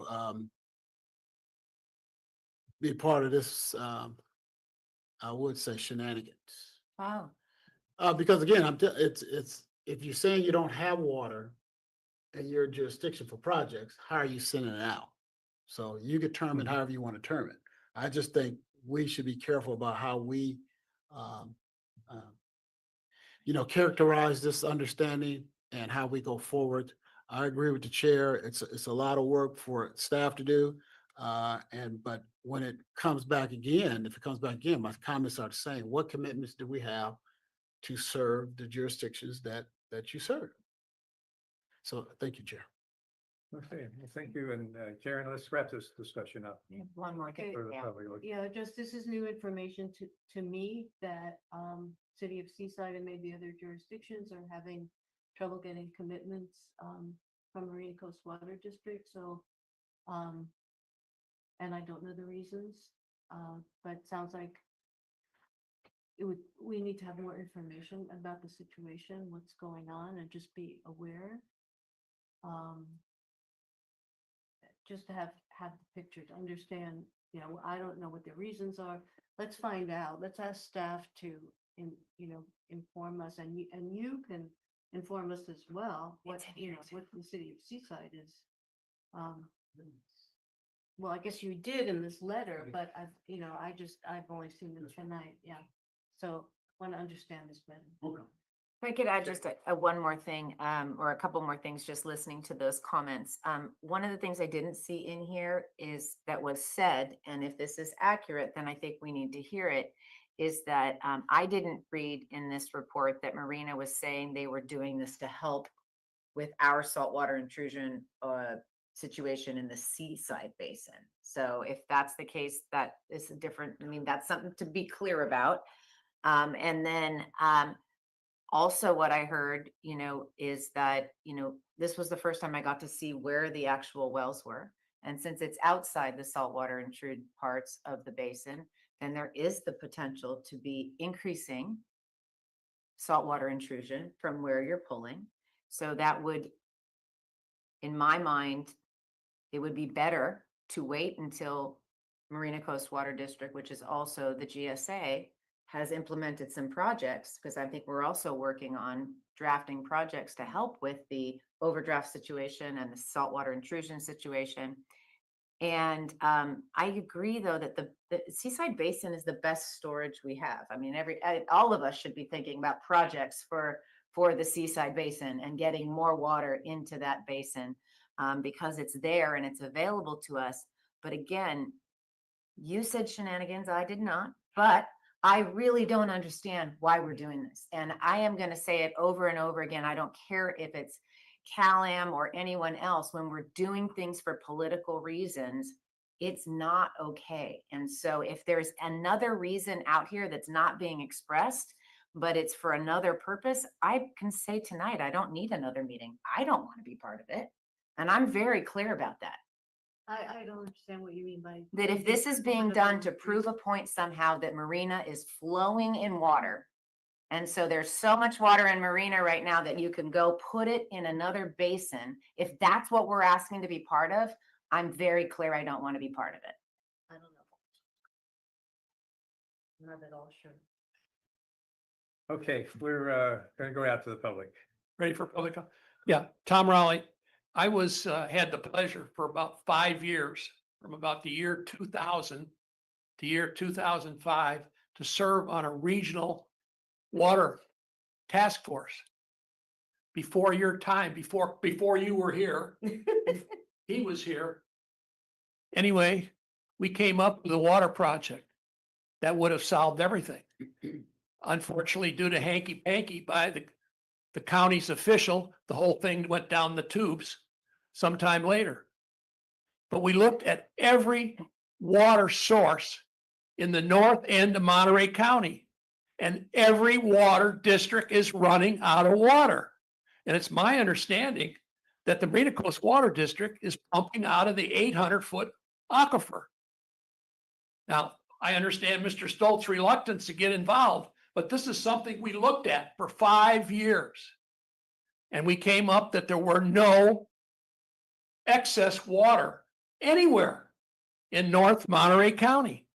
And we haven't gotten any major sources since then. The closest thing we've got is movement for a desal plant. Okay, now we can get into political arguments on that, what's that's going to solve. But you're absolutely right, Mr. Mayor, and you're right. If I was any one of you 7 officials, I would tell Marina Coast Water District, get your water in order. Because I don't believe they have any excess water. Until they prove they have excess water, you shouldn't be making any agreements to give them the right to pump elsewhere. So that's my comment. We've spent 5 years looking for a water source. And unfortunately, that got killed due to hanky-panky. But anyway, you know, they're still there and they're still over pumping. And I'd like to know where they're going to get their excess water. I mean, you have it right. They should be able to justify it. If they can't justify it, I mean, I think it's a non-starter for you guys to even consider this. Thank you. Just to correct one point, Tom, there is a new water supply, which is reclaimed water. That is a new water supply. Granted, it was made out of, home production, Yeah, but still. they were tapping 800-foot water at that time. They are now. That's fair enough. Okay, can we, move?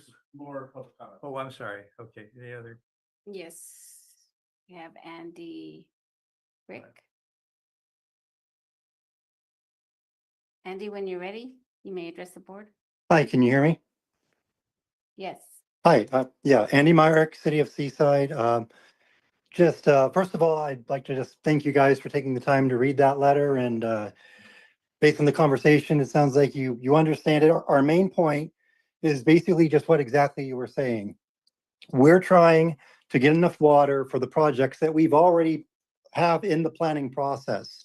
And so from our perspective, there is no excess water to store in the Seaside Basin. They need to commit to us first.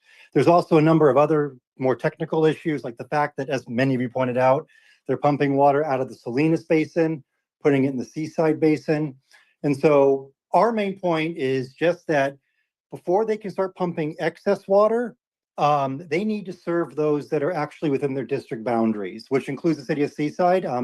It doesn't include Monterey and Delray Oaks, as far as I understand. They're not within the Marina Coast Water District boundaries.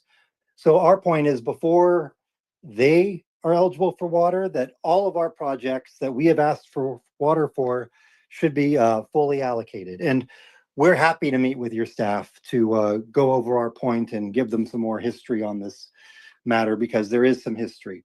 Thank you very much. Thank you, Andrew. Okay, back to the board. Are there any other public comments? Chair Riley, I see no other raised hands. Okay, back to the board, and let's move this along. But Mayor? Yeah, thanks, Chair. I'll try to be very brief here, about 30 good seconds. I'm not against putting water in the basin. It may be some benefit to push back against seawater intrusion. What I'm saying is, if that water goes over there, it should be accounted for. It should not go over there, and then I'm going every day saying, Marina Coast, could you give me waters for buildings and projects I already have allocated?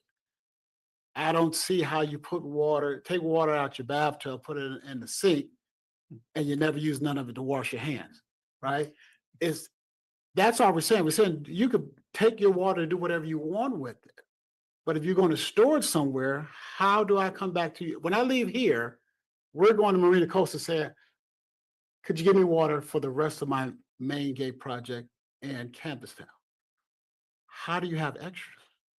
We may not need it today, but how do you have extra when you're telling me you don't have enough for me today? So I'm not against, Marine Coast is not bad people, and I'm not against storing it. But if you're saying pull it out to store it, I'm saying why don't we have agreement where the land use jurisdictions, Monterey, CSUMB, Chartwell and Delray Oaks, who all need water, right? Why can't we have an agreement that says you will serve us when that need is set? Because you said you were storing it, right? Okay, we'll store it and bring it back over. But this is the point about, I get to ask you guys, why send it over there without having an agreement? If you say you're going to bring it back when you need it. I think the chair. But you're just making the point that there's a need that's already been. Yeah, if I could just clarify, because I think it goes to Director Paul's question as well. I think, and I'm not going to speak for Marina Coast or for Seaside, but I think that the thought is Marina Coast has a sheet of numbers on a page, and it says Seaside gets X acre feet. It says Chartwell School gets X acre feet. It says Delray Oaks gets Y and Monterey gets Z. And then there's, Central Marina and other things that they have to serve. But of the FORA allocation, they're known numbers. And I think what they've said is we have enough in our known number to serve phase 1 of Campus Town, but not phase 2. But until even phase 1 is built, if they were pumping that water, it's excess water that they could bank.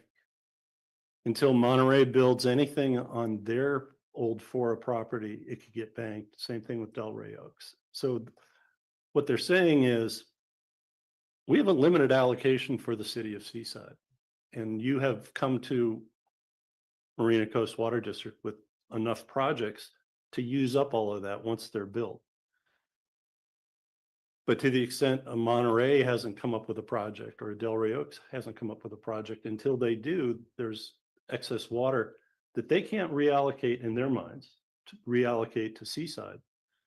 And so that whole FORA allocation thing, which is a vestige of decisions that got made 20 years ago,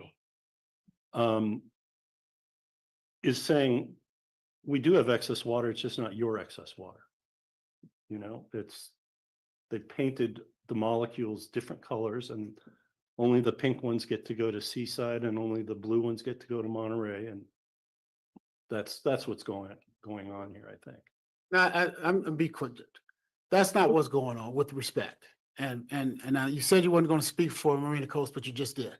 No, I have no idea what I'm doing. But that's my point.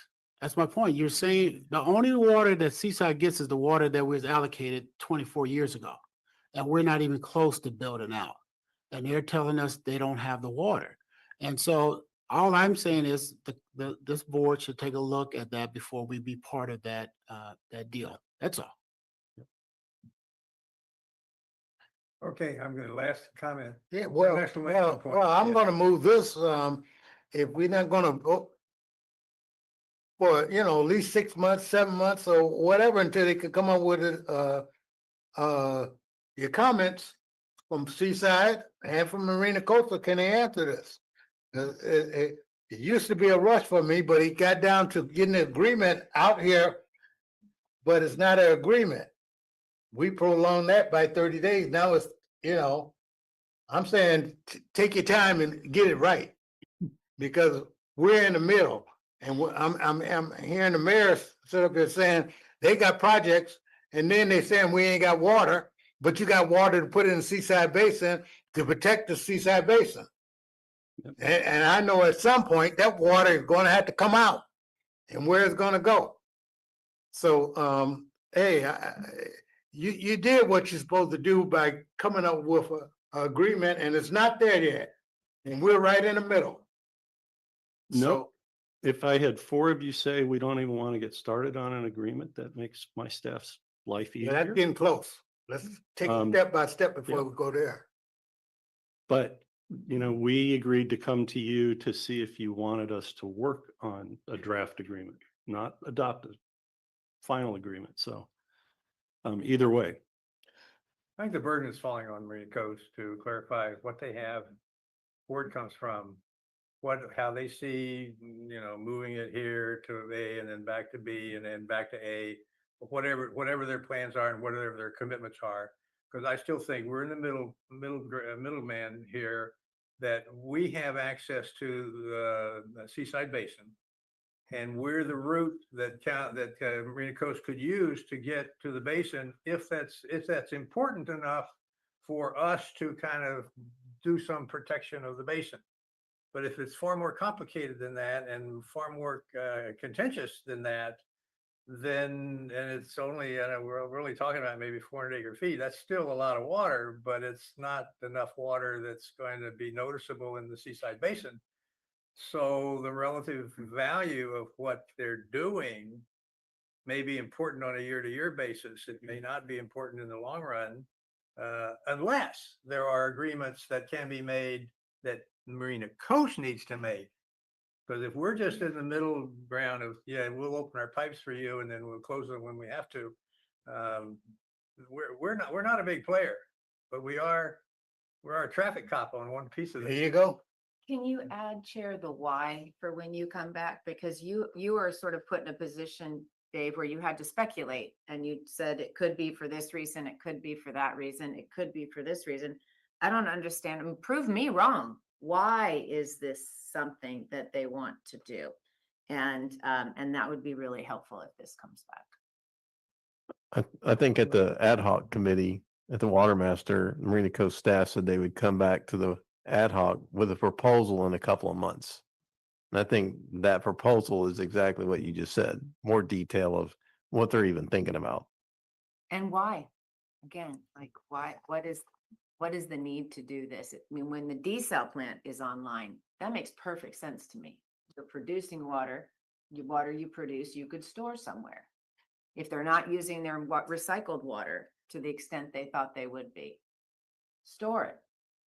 Come back with some agreements, some understandings. Yeah, and just as an observation, it seems to me the only written material is being produced by us and by the city of Seaside, because Marina Coast is not producing any written material to go on. It's just talk. And so until they get specific about their own plans and what they can share and what they're willing to commit to, then what the reasons are why they want to do this or can do this. Now, I don't think we ought to pass up an opportunity to kind of do a little bit of a benefit for the basin. But if it's far more complicated and far more, if it takes a lot more work than just saying yes. Okay, that's all I'm saying. Or So if it's destructive to the basin. So, okay, we're gonna close this discussion. Thank you very much for So we want all something the contributions. from Marina Coast. Well, I think, yeah. Well, There's got to be a staff-to-staff follow-up here before there we will know be. what we're going to do. I know you're going to Yeah. follow up on. and there's no big rush unless you can get it all. Thank you. So we can have Rem watch this meeting first. Oh, yeah, but you don't have to jump right back in here 30 more days and whatever. Give yourself some time, try to work with them and whatever, and keep me out of land use. Okay, let's go to the next item, which is even simpler than the last one.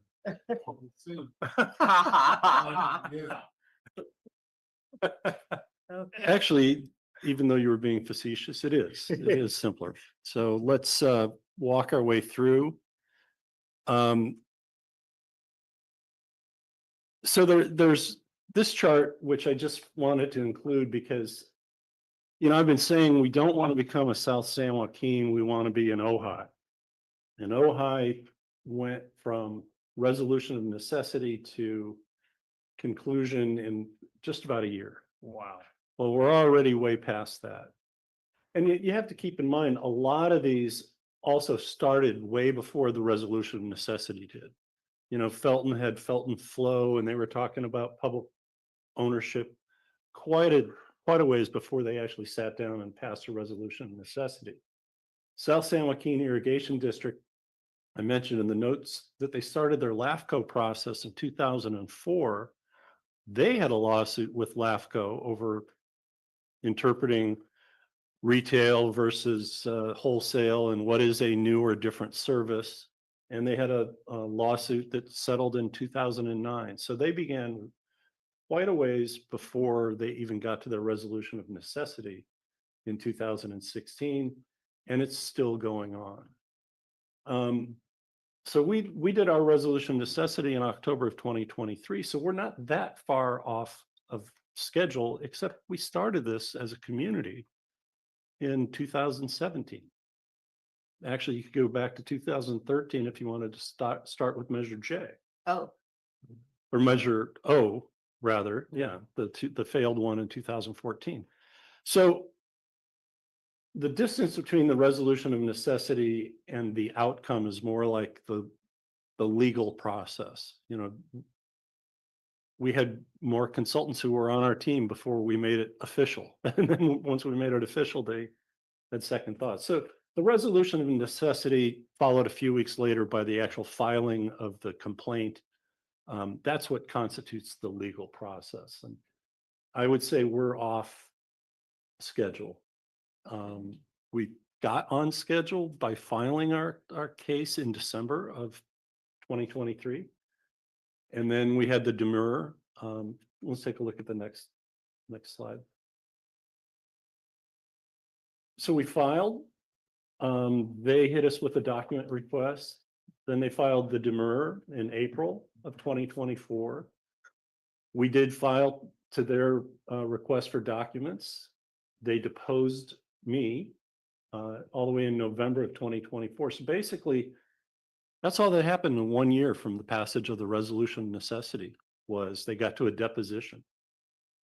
And then they dismissed that demurrer. The complaint has been proceeding. And then lo and behold, in January, the appeals court in San Bernardino, whatever district covers San Bernardino County, reverses their Superior Court decision, which granted Liberty Utilities position, which is the city could not take over their water system. And the appeals court came in and said, no, we think the standard of review was different and the Superior Court should go back and reanalyze its final decision, to which their attorneys then requested a Supreme Court review in February, and the Supreme Court agreed to take it up. Well, we'll talk in a minute about what that means and why we are on hold for that Supreme Court review.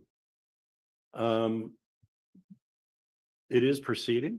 We've seen their briefing. I believe we're going to participate in an amicus brief on that case in front of the Supreme Court, which I would like to see a draft of soon, but we haven't seen it yet. Next slide, please, Sarah.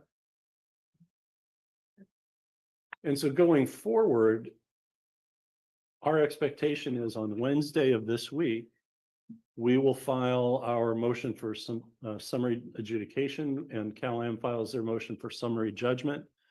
What CalAm will be attempting to do is, for the same reasons that they named in their demurrer, which failed, to try to have the whole thing thrown out because we've never had our powers activated by LAFCO. Same set of issues.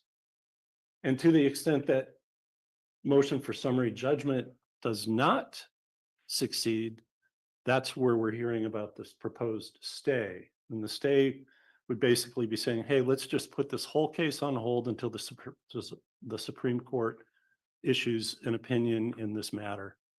And our attorneys have already done a kind of a list of things that should be allowed to continue, discovery for certain types of items. And I think that's our position, is we need continued discovery to be ready for the case if the case is not thrown out or summarily dismissed.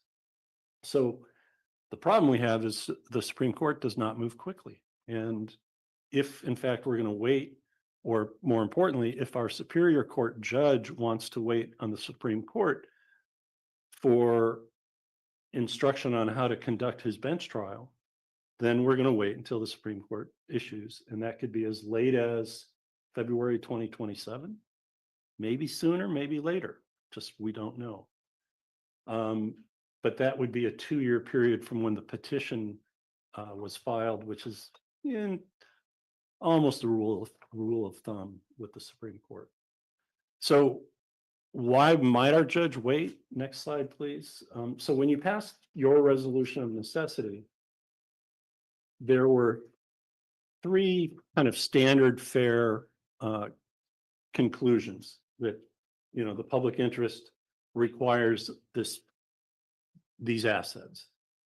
That the proposed use is located in a manner that's most compatible with the greatest public good and least private injury. Well, the least private injury is we intend to compensate them for the sale of their assets. And in order to be under public ownership, these are the assets. They're located where they need to be for meeting that public purpose. And then are they necessary for the proposed public use? Well, yeah. The fourth is whenever a utility assets are subject to condemnation, then there's this test about, is it a more necessary public use? And they're all convoluted because these are rebuttable presumptions. And so the burden is there any evidence to the contrary that you can rebut 1 through 4? So next slide, please, Sarah. So in late 2023, related to that South San Joaquin Irrigation District process, PG&E sued the Superior Court over their standard of review and method of review. And then our Apple Valley case, which was issued in 2025 in January, that appeals court issued a kind of a different set of conclusions. So let's look at what they were. Next slide, please. So in the PG&E case, they said the trial court, so the bench trial, can be an independent finder of fact, trier of facts, and it's not merely a deferential review of what the public agency did. And by being a true trier of fact, that they would allow extrinsic evidence, other evidence that wasn't present at the time of adoption of the resolution of necessity, to be entered into the trial as evidence, including things that they came up with after the resolution of necessity. The Apple Valley Appeals Court said the trial court could not use its independent judgment, that it could only engage in a deferential review of the city's resolution of necessity and only use the facts that were available evidence at the time of the resolution of necessity. And you may recall when you did your resolution of necessity, we had, 100 and whatever it was, 99 findings with evidence behind them. And the attorney from Manat said, oh, this is surplusage, that new term of art, meaning none of it was necessary and you overreached.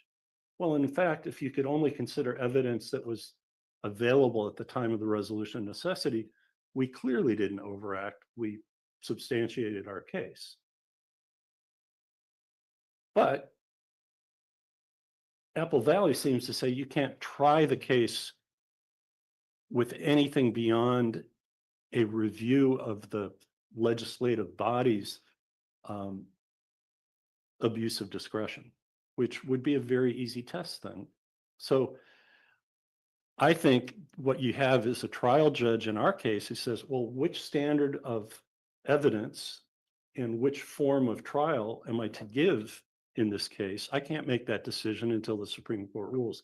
So that's why I had hoped that we would find a way to start, and then maybe he wouldn't issue his opinion until, but I don't think he could start the trial without knowing what the standard of review is. So here we sit, waiting on the Supreme Court. I don't know, Michael, if you've got anything to add, but that sounds kind of. And that's pretty much spot on. And our experience is typically judges will wait to see what the law is before they hear all the facts and evidence, because that is the standard that they need to know. You need to understand those. Yeah. And we have one more slide, Sarah. And those, as I said, the standard of review needs to be determined and the scope of admissible evidence needs to be determined. So there you have it, which is very unsatisfying to our public who keeps asking, what's next? What's next? Well, Yes, go ahead. Al. yeah, thank you, Chair. Can we ask the judge that question that you're trying to get out?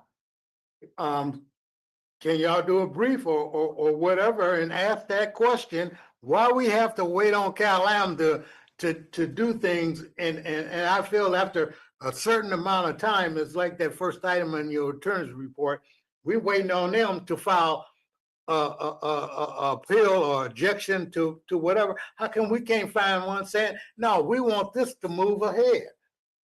Spend some money on that. Well, that's our motion Wednesday on summary adjudication. That's basically us saying they're unfounded. Here are the facts in the case. We sold water retail. We sold potable water retail. We sold recycled water retail. We've been in this business since the 1990s. Throw out their motion to dismiss, move ahead with us. But then comes the as yet reported but unseen motion for a stay, which Cal-Am will be filing. And that's one that I would think would be on the heels of a decision on the motion for summary judgment. But that's where the discussion would have to be about, whoa, don't stay. We still need discovery. We need to be ready. This isn't going to go away. And in fact, we would like to start this trial. And that's about the time it would get shot down. Yeah. Yeah. Well, and through the chair, that's my thoughts right there. Move ahead so everybody knows that, hey, Cal-Am just shut us down. Yeah. But we're trying to move ahead. Why I do not understand why we're sitting up here waiting on them to make up their mind if they're gonna file something. When I could file it early and get it in there, and the judge can kick it back in my face and say, no, Mr. Edwards, Director, no, we're gonna do it this way. Okay, public, here it is. We have asked why we move forward. This is what the judge has told me. So that's my point of, we need to start moving on this. Because it's like we're waiting on Cal-Am. Well, they're gonna do it. No, they ain't gonna do nothing until you do something.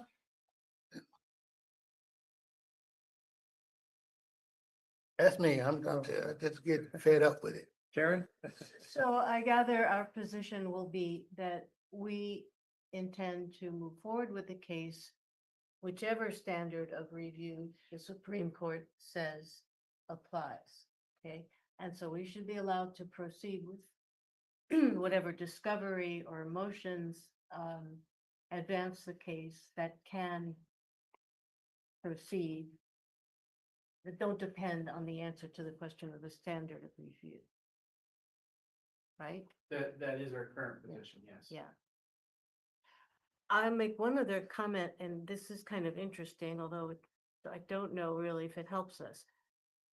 The Supreme Court, when it granted review, said that parties could still regard the Apple Valley decision as good law. You could still cite it and say this is precedent, which is interesting because that's kind of unusual thing to go out of its way to say that. I mean, normally when review is granted, lawyers say, okay, you can't rely on that case anymore until the Supreme Court decides. And so it's a good sign. I mean, it's a clue that maybe the court provisionally at least thinks that Apple Valley decision is the one that was decided correctly. But of course, we won't know that until they issue their opinion.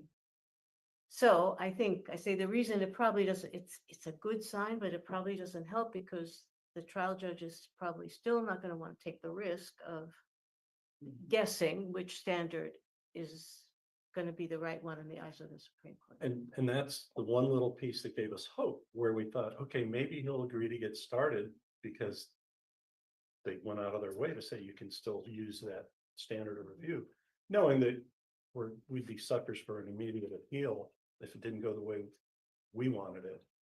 But it speaks to Director Edwards' question, why can't you get started? And it all comes back to, will our judge say, no, I know what's going on here and I'm going to wait?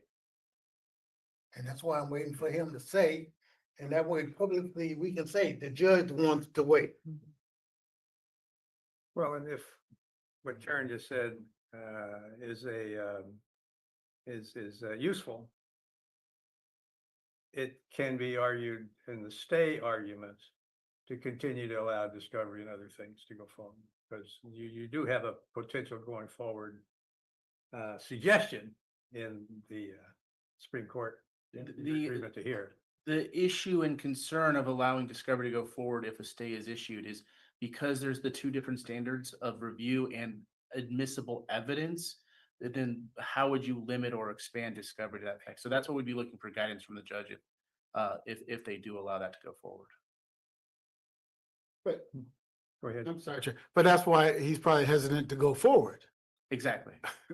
'Cause, you know, every turn, he may be on one side of the fence and, you know, Well, it seems to me the PG&E side of the argument is rehear the whole goddamn thing, pardon my French. At least Apple Valley says, no, these are the criteria and this is, other court cases are based on the evidence in the file and the documents and so on. That's what we're limited to. That seems consistent with what normally happens in court, not this other thing like, oh yeah, we'll just adopt this new standard, which is no standard at all. We'll just go back and then open it all up again. Yeah, and you should know that the attorneys for Liberty Utilities in Apple Valley at the Superior Court level and the attorneys for PG&E in South San Joaquin through a later intervention are both the Manat law firm, who is Cal-Am's attorneys here. And their briefing clearly signaled favor for the South San Joaquin or the San Joaquin Superior Court PG&E case, where you have much more liberal interpretation of evidence that could be entered, and it's a true trier of fact. And so they don't want just a review of discretion, you know, and abuse. They want a trial. Oh, boy. one quicker. Yes. What is, I may have missed it in your comment. Okay, so we're waiting, and when would we hear? Because what I want to get to is like what Director Edwards was saying earlier is how we continue to communicate with the ratepayers, you know, in this district. And, you know, if it's wait and see, well, then that's better than not telling them anything. So that's really what I'm trying to get you. Yeah, so the filings that are supposed to happen this Wednesday, August 20th, both ours and theirs, will have to get acted on. So there will be a period of review and, you know, a proposed decision that will come out within probably 60, 90 days, maybe.